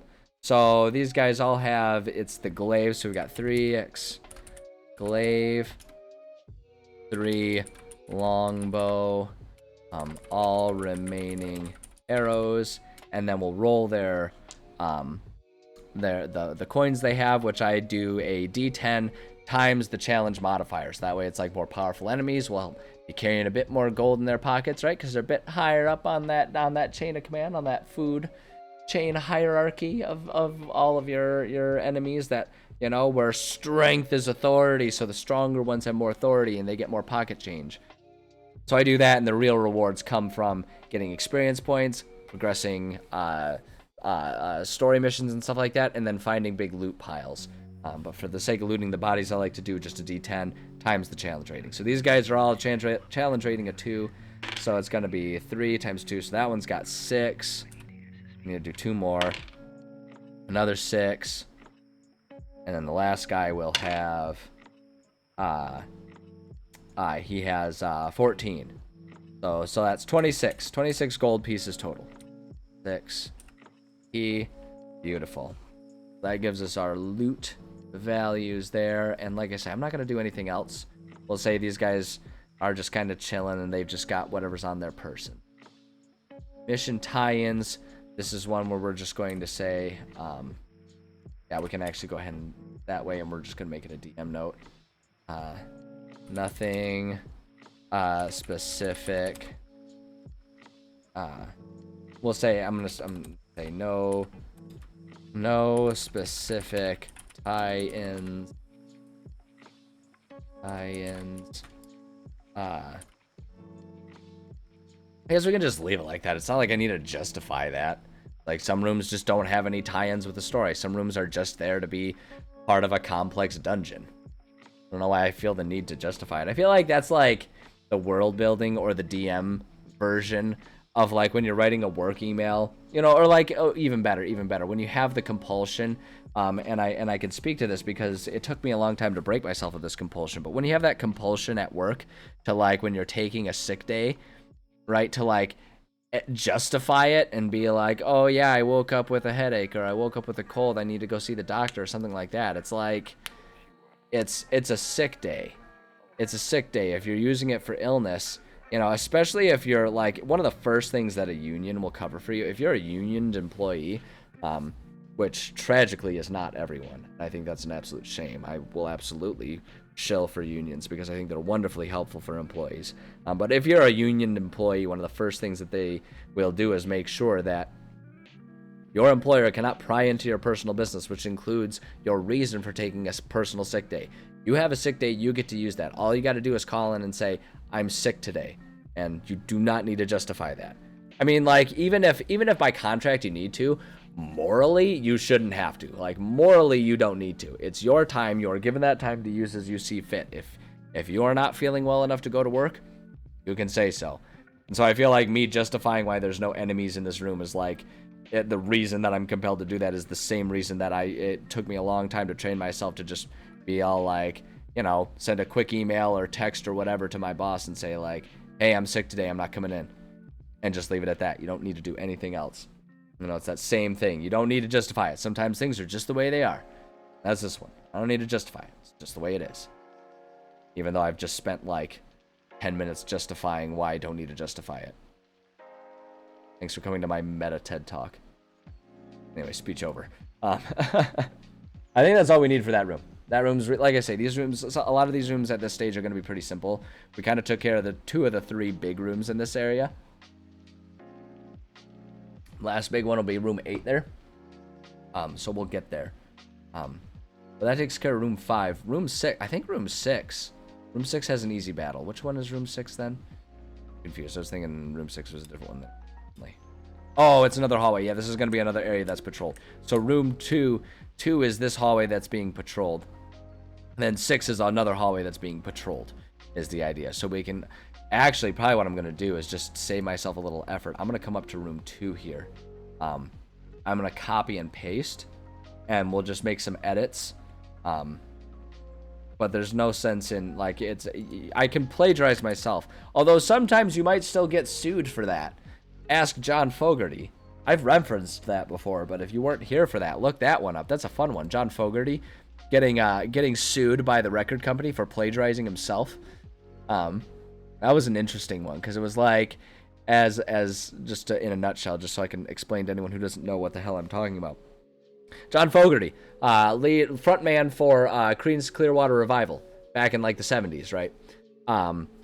Band had a lot of hits, real big band.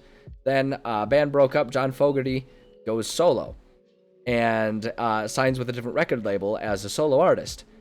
Starts making lots of money as a solo artist. Original record label, who still owned the rights to the CCR music, the Creedence Clearwater Revival music, sued John Fogerty for plagiarizing himself, because their claim was they still owned the rights to the songs he wrote when he was in CCR, which this thing really does also highlight and emphasize just how busted the record label system is. The guy who wrote the songs was not the one earning profits off of those songs while they were still owned by the original record label and he signed with someone else. Or at least he wasn't the only one doing it. Ridiculous situation. But because his new songs were selling better than their original songs, because it was new music and it was him, he was the front man, did most of the writing anyway, and so like people wanted more music, and so they just listened to him, and it kind of scratched that itch, so people were listening to his new stuff. So the original record label sued him for plagiarizing his own music. They sued him for plagiarizing himself. The best part of that story is he won the lawsuit. He won the lawsuit and didn't have to cough up for plagiarizing himself, because his defense was he sat down in the courtroom with a guitar and played the two songs that he was alleging to have been, like, the original and the new one that was allegedly a plagiarized song. And he played them and was able to emphasize for the judge and the jury how they were different. And the case was, like, dropped or whatever. So, real funny stuff. Point is, you can get in trouble for plagiarizing yourself.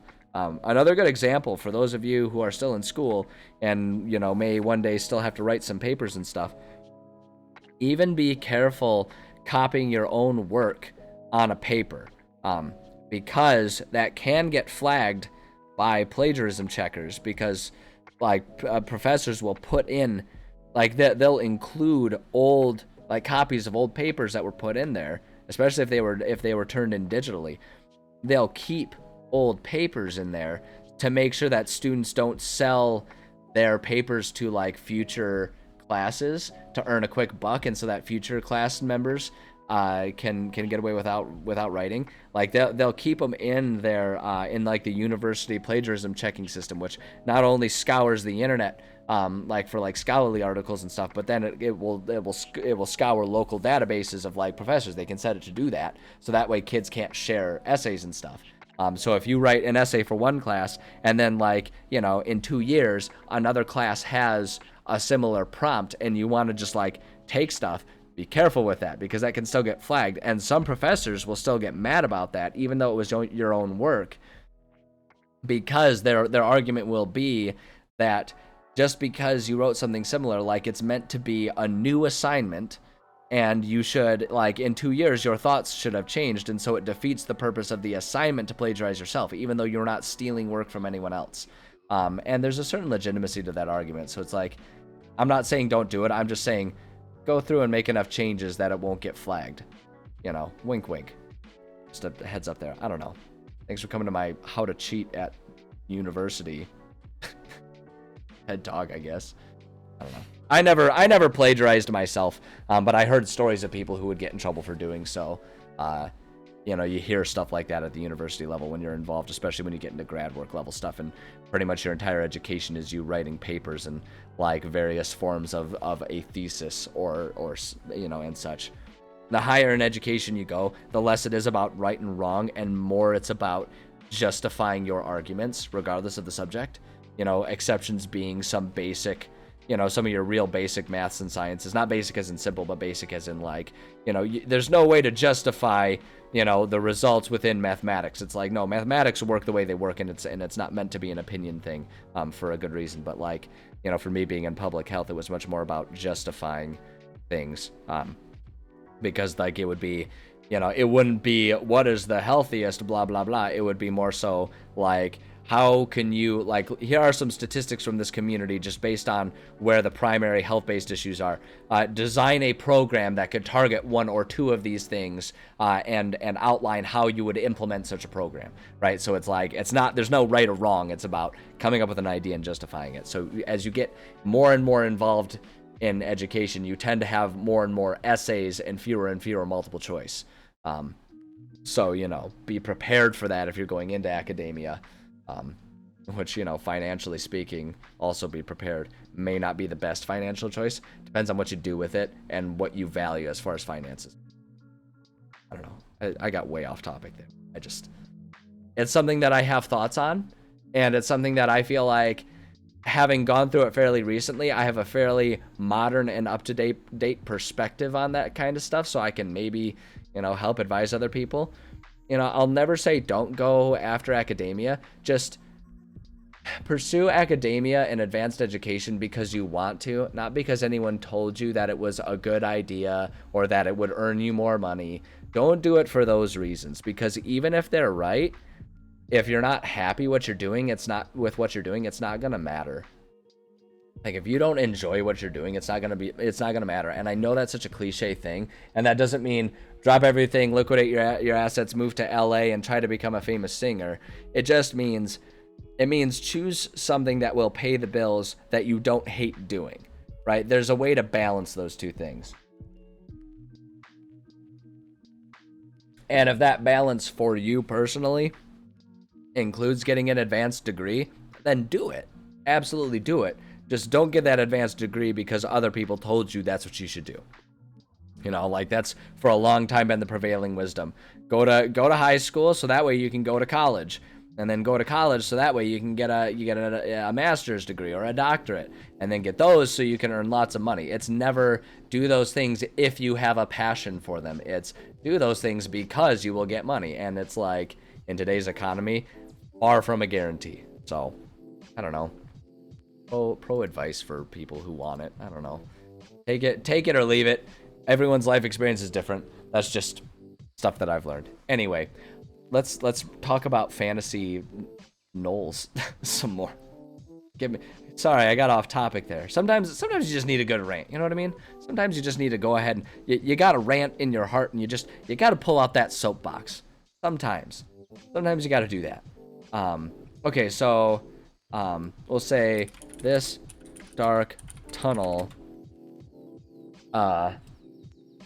seems to run east to west. Boom, we can do that. See, there we go. There, we just prevented to get it to bring it back full circle. There we go. We have reduced how much of myself I have plagiarized here.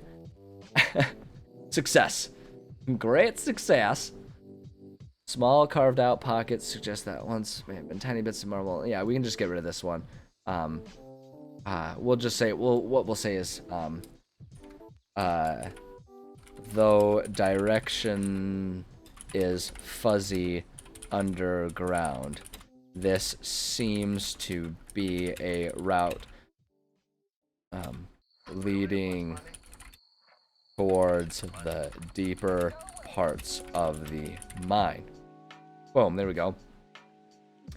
The torches line the hall, making it quite evident that the tunnel is used by Snolls. We'll just say dim torch light fills the tunnels, allowing you to see, though shadows still seem to prevail over most of this tunnel. Boom, there we go.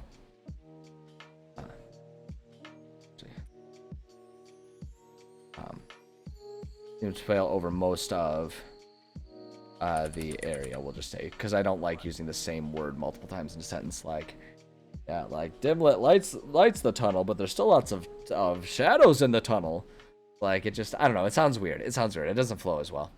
If you can have a more diverse word selection within a single sentence, it just sounds better. East wall, there is a noticeably smaller tunnel. Yeah, we don't need to do that. That's for the exterior. For that other one. Let's now I do want to go ahead and do our sneaky stuff here. We'll say EC 50. We'll make this one a 15 to get the drop on the Snoll's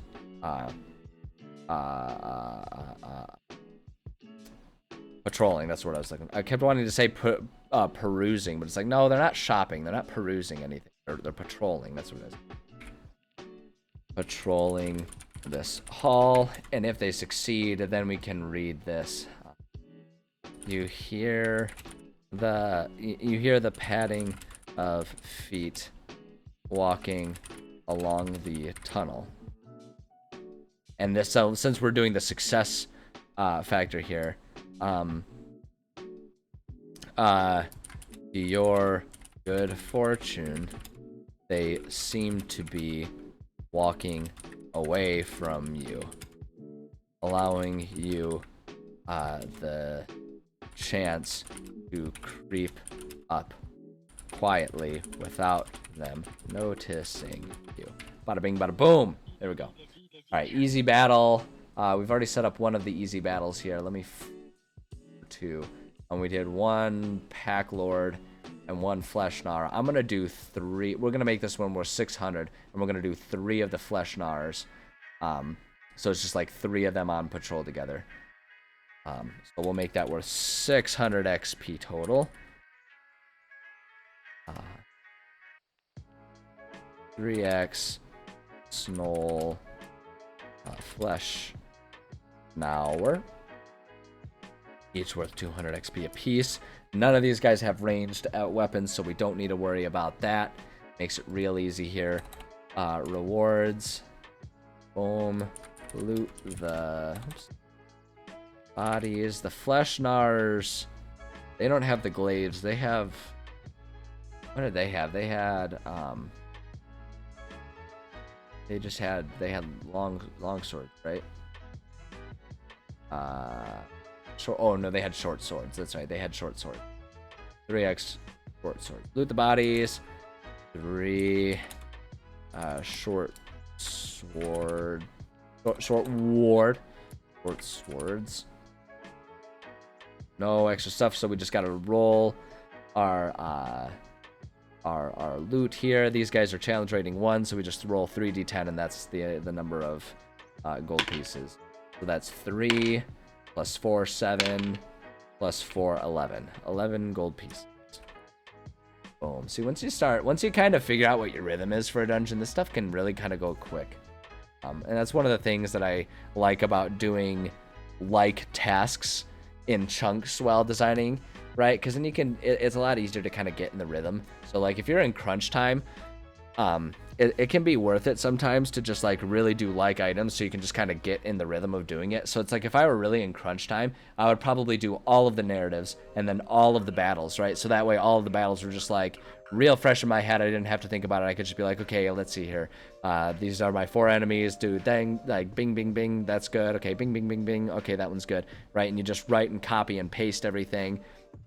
And then the arrows, right? You can just roll, you know? So it's like, if you do like things, so just, I don't know, offering, I guess I'm in a offer tip both for life and for writing D&D stuff mood at this stage. But yeah, just to offer up a little tip for anyone who's looking for that kind of stuff.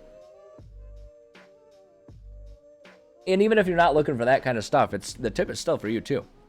You're allowed to take it. You don't need to expunge it from your memory. You can still use that. Mission tie-ins here. Actually, I'm going to undo that. There are none here.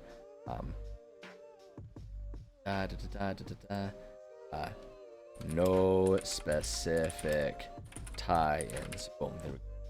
Just do that. So the danger here is really just easy battle And ain't nothing else going on in here. Oh yeah, and we got plenty of time to do at least one more room. I've been doing a lot of thumbs up today. I don't know, it's such a positive motion. It makes me feel good to give the thumbs up. So there we go, excellent. So room 7 is going to really have no explicit dangers in place. Because if I'm remembering, I guess we can go and check. Let's take a look at our map, because yeah, room 7 is up here. So room 7 is going to be very similar to room 1 up here, where it's an overlook for them to sort of get some good sneaking in. And I'm going to count 7 as part of this area where C kind of opens up into there. So it's going to be very similar to one it's going to overlook, but the thing that's important about this room is it does overlook room 8 there, and room 8 is going to be a very important room. I don't know that we'll have time to work on 8 today, honestly. I mean, maybe we can start working on it a little bit. Maybe we can get our narrative, and then we'll get the mechanics of it done the next time we're back. But as it stands, we are going to get room 7 done, and then maybe 8. But 8's an important one. There's going to be a lot to write up for that one, because this one has the tie-in that's for... So, like, you know, I've got my 3... There's basically 3 stories going on here that our players are finding bits and pieces of. The one that they're aware of right now, and is kind of the most pressing for their characters' personal lives, is rescuing the city, saving the city of Rodanos, right? And that's the city that's dying out. It's under attack from these Snolls, so they're really just trying to find ways to stop the Snolls and to make the city better at surviving in this post-apocalyptic world of the wilds, where it's like they can't hardly even grow crops. So there's a lot of missions revolving around that kind of stuff. You know, that's their main thing. The secondary one, which is where 8 comes into play, is like... So the reason why the world is so foobar in this part of town is because it's there's an inversion happening between the mortal realm and the realm of pandemonium, and so that's obviously causing, well, pandemonium everywhere, and it's like slowly getting worse and worse. So the idea is like that's the underlying cause. So right now they're just kind of on the surface like, hey, we need to find, like, the surface mission is to find patches, right? Find band-aids to stop the bleeding and help the city survive. And then the underlying mission is like the source of the injury, right? Go to the source, right? You can't just keep mopping up the blood. You have to stitch it shut, right? You know, so that's what this one is a part of them sort of healing the area and stopping and even reversing that inversion of pandemonium in the mortal realm. And then the tertiary one is with like that one guy that they're gonna find, Hell's minion there. Hell is just sort of a creature. She is a deity from one of the other realms who, in the unhinging, kind of got trapped in the mortal realm, and is, instead of finding a way back, has kind of been like, oh, you know, maybe I could just make this my kingdom. And so she's kind of slowly building up an army, and she's kind of viewing, and depending on what players do, that may or may not become a big part of this campaign. That's kind of a matter of like, we'll see what happens. We'll see how it all shakes out. So at any rate, I'm really getting long-winded about everything today.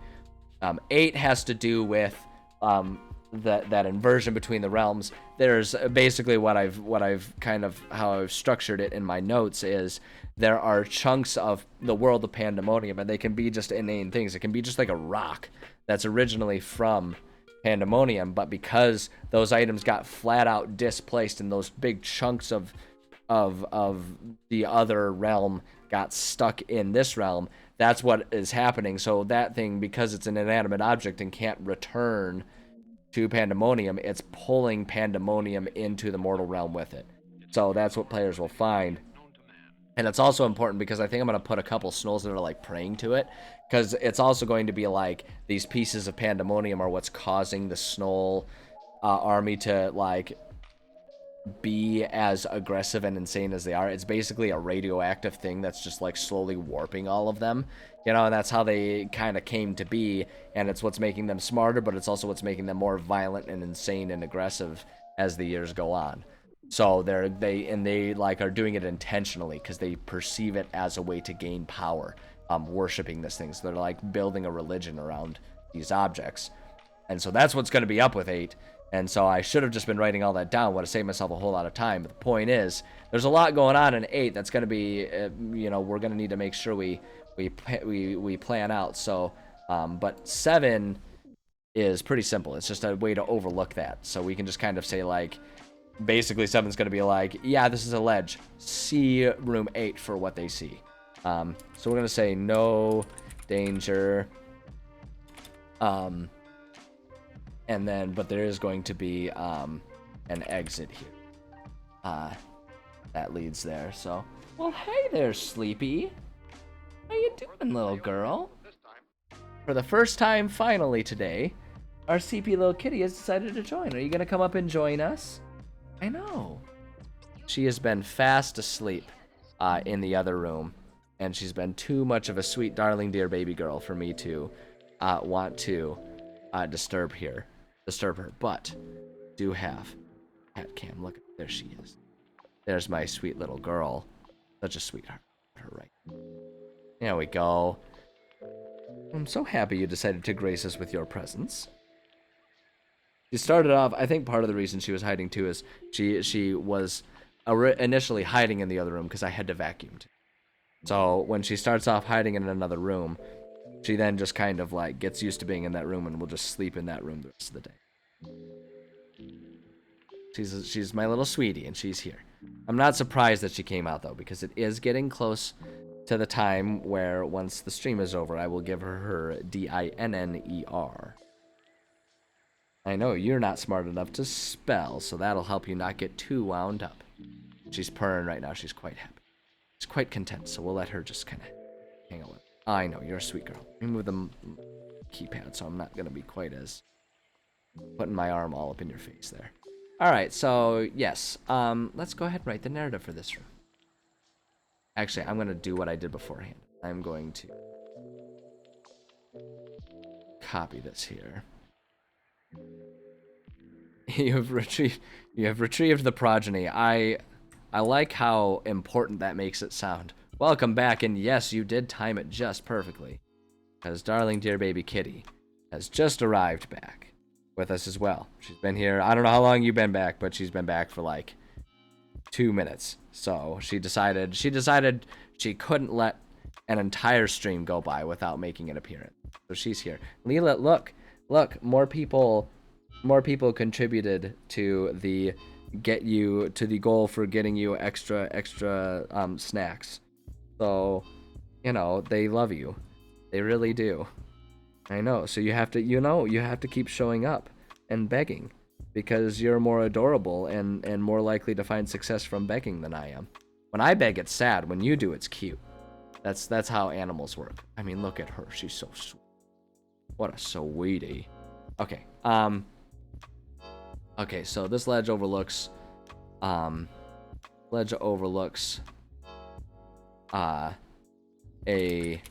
very strange sight.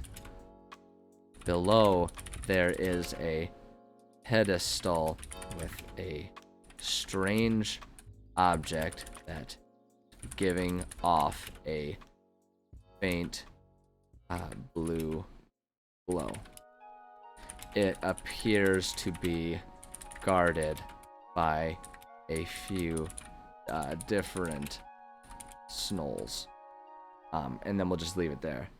Standing out is dark and has clearly been abandoned and unused. I'm not gonna say that. We'll say this is dark and allows you to hide from these snolls without difficulty. Allows you to hide from these snolls without difficulty. Boom, there we go. Difficulty. That sounds like sultry difficulty. Like difficulty. Let's see. I'm gonna get rid of this one. There's not much.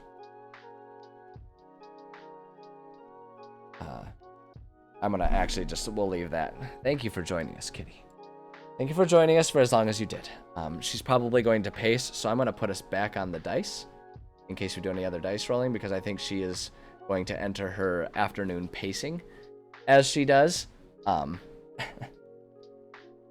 because right now she wants me to be aware of the fact that she is hungry and would like food, please. So, I know, sweetie. Soon. Soon. Not quite yet, but soon. Okay. Yeah, so let's just get rid of this sentence here. I don't think we need it. And we'll say, you get the sense that as long as you step lightly, this will be a good spot to observe without being seen. I'm just going to leave that, even though it isn't exactly the same sentence. There's not a better way to say it. It's perfect. I am just going to put one DM note here. We'll say, really describe what is in room 8 while they are up here looking down. Boom, there we go. All right, so we'll do that. Sure, our bullet point is black font because it bothers me when it's not. How many times can you say the same tired thing? Danger. We'll say, again, we'll go ahead and put no specific dangers. See room 8 for if they try to fight from here. Go. Rewards. We'll say, I guess we'll just say no specific rewards. No specific rewards. Sneak. We'll say stealth. Stealth advantages for activities. Room 8 from here. Go. And then mission tie-ins. Finally, again, we'll say, I'm going to say no specific tie-ins, but I think I will mention again that room 8 can be of benefit. Say, oops, I make it red. No specific tie-ins. See room 8 for mission-related observations. Boom. So we'll just keep referencing 8. Just kind of like how with room 1 we referenced room 4 a lot. I think that'll work. I think that works great. Yeah, and I don't know that we need to do anything else for it, honestly. Like, that's really what this is. It's just a tactical viewpoint for them, which I imagine many of them will be quite happy. Many players in general would be quite happy with it. Players love the chance to be sneaky. I mean, case in point, look how many people like to play rogue, especially even as their first character, right? Everyone, the first character they ever make in D&D is always, I guess I shouldn't say everyone, because as soon as I say that, 18 people are going to be like, well, I didn't do that, right? But most people, first character they make, what do they make? They make a rogue who doesn't play, he's a badass who doesn't play by the rules, but marches to the beat of his own drum. Stays in the shadows, watches from the side. Right? Everyone does that for two reasons. One, because like if they've never played D&D before, they in their mind think that that's a unique and badass thing. Look, the dice and cat cam have become one and the same. They have merged. Are you gonna go on your cat tree and wait patiently, honey? Oh, you're being such a sweetie today. You're being such a good girl today. Look at her. She's being such a good girl today. Look at her up there. Hold on. Being such a sweet girl today. Kind of a special. It's kind of a nice change. She was being a bit of a punk earlier this week, so. Gotta take the noble back and see we lure to the edge. Yeah, exactly. Lure to the edge. Yeah, no kidding. No kidding. No, everyone does that, and there's two reasons why. One, because they think it's badass and they think it's cool, and they don't realize how cliche it is for people to do that, because they, in their mind, they're like, oh man, I bet you they're expecting me to be some sort of wizard, but I'm not gonna be like that. I wanna be a cool guy, right? So it's like there's that, and the other reason they do it, and I think this is actually a perfectly fair, legitimate reason. But the other reason that I think a lot of people do that is because if you're a character who stays in the shadows and doesn't like to be seen, then you are off the hook for a lot of roleplay stuff. If it's the first time you've ever played and you're not quite sure about trying to like act as a character or something like that, take up that mantle and suddenly you've got yourself an excuse to not say anything for many sessions and in many different scenarios. So I think that's also one of the big reasons that people, and like I say, I think that's understandable. Cliche, tired, a bit of a cop out. Yes, it's all of those things, but I think it's understandable for a new player to want to do that. I think it makes perfect sense.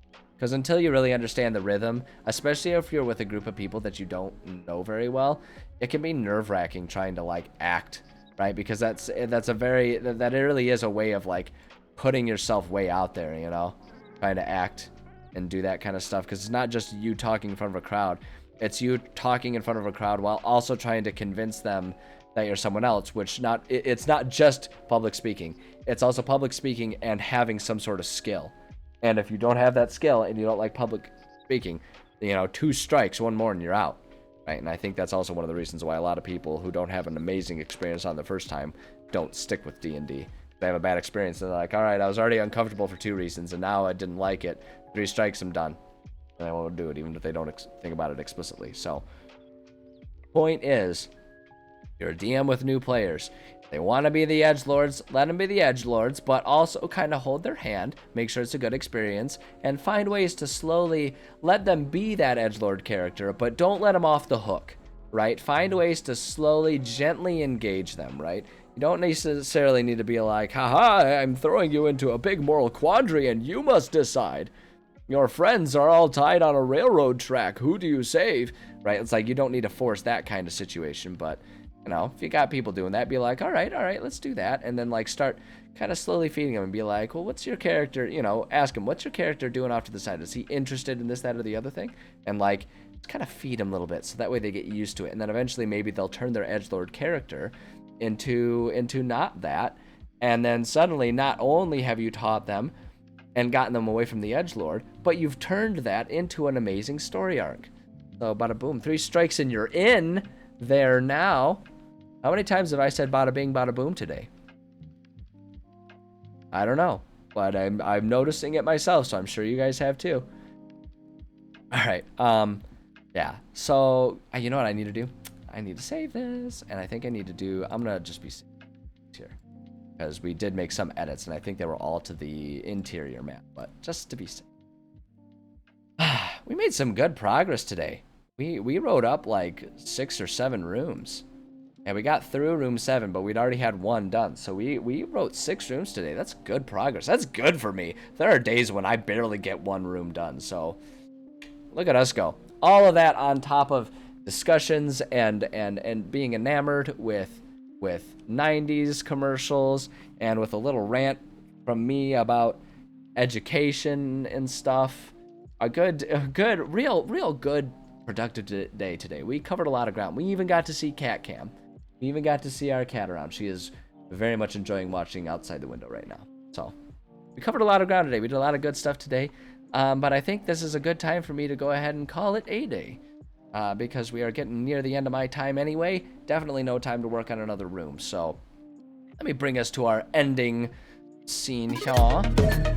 And I can do my sign off. Oops, nope, that's not the one I wanted. Oh, you know what? You know what the problem is here? I went to the wrong one there. They updated OBS and the list kind of got reordered, so I accidentally clicked on the wrong thing when it updated. So there we go. Just chatting. That's the one we needed. Thank you so much to everyone who joined me. Thank you guys like a lot today. I mean, there's so much stuff happened today. We had all those new commercials. I'm glad you guys came and hung out with me for that.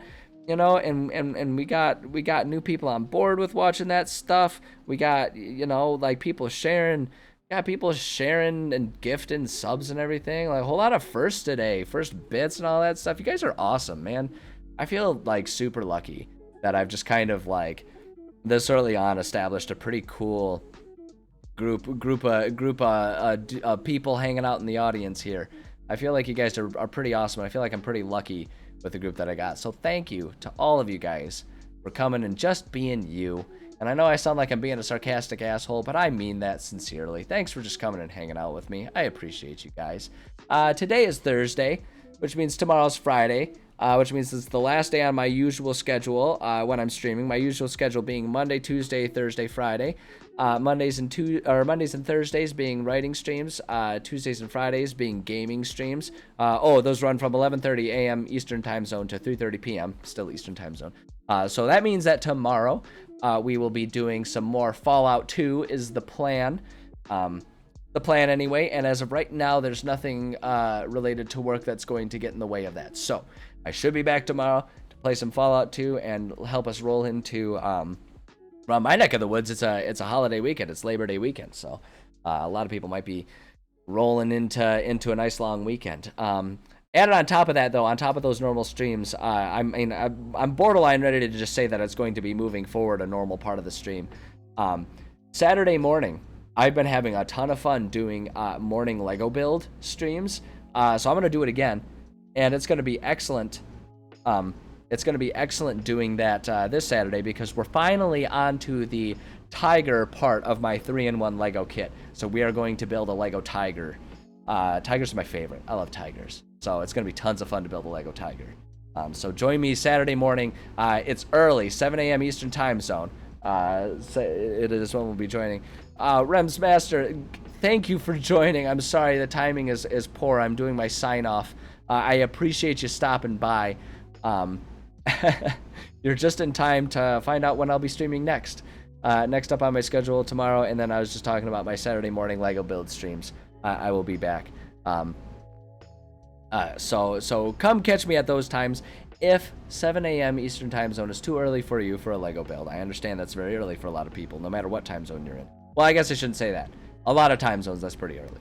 Point is, if you can't make it live, I do put all of my VODs on my YouTube channel. That goes even for like this stream that we just did right here. All of those end up on the YouTube channel, so you can go check that out and watch them at your leisure. Either way you want to watch, I just appreciate the support, so you can go check that out. Other ways you can stay connected, I do have a Discord and a Twitter. I put a lot of announcements about the stream there, so if I have to cancel a stream or if I'm doing extra streams, those are real good ways to find out about it, as well as just like following and getting notifications here. So there's all that kind of stuff. We got those ways to stay connected. I also have a TikTok and an Instagram. I haven't been great about posting to those lately because I've been real busy, but I do like to post goofy stuff to those from time to time, so you can follow me there as well to stay connected. That's all I got. That's all I got. So thank you again so much to all of you. I appreciate each and every one of you. Y'all are awesome people. And yeah, have a good rest of your day. Hopefully I'll see you tomorrow. If not, maybe I'll see you this weekend. And if not, then I'll see you next week, whenever it is that I see you next. Take care of yourselves until then. I appreciate you guys. And I will catch you cats on the flip side. And that's all this time. Bye.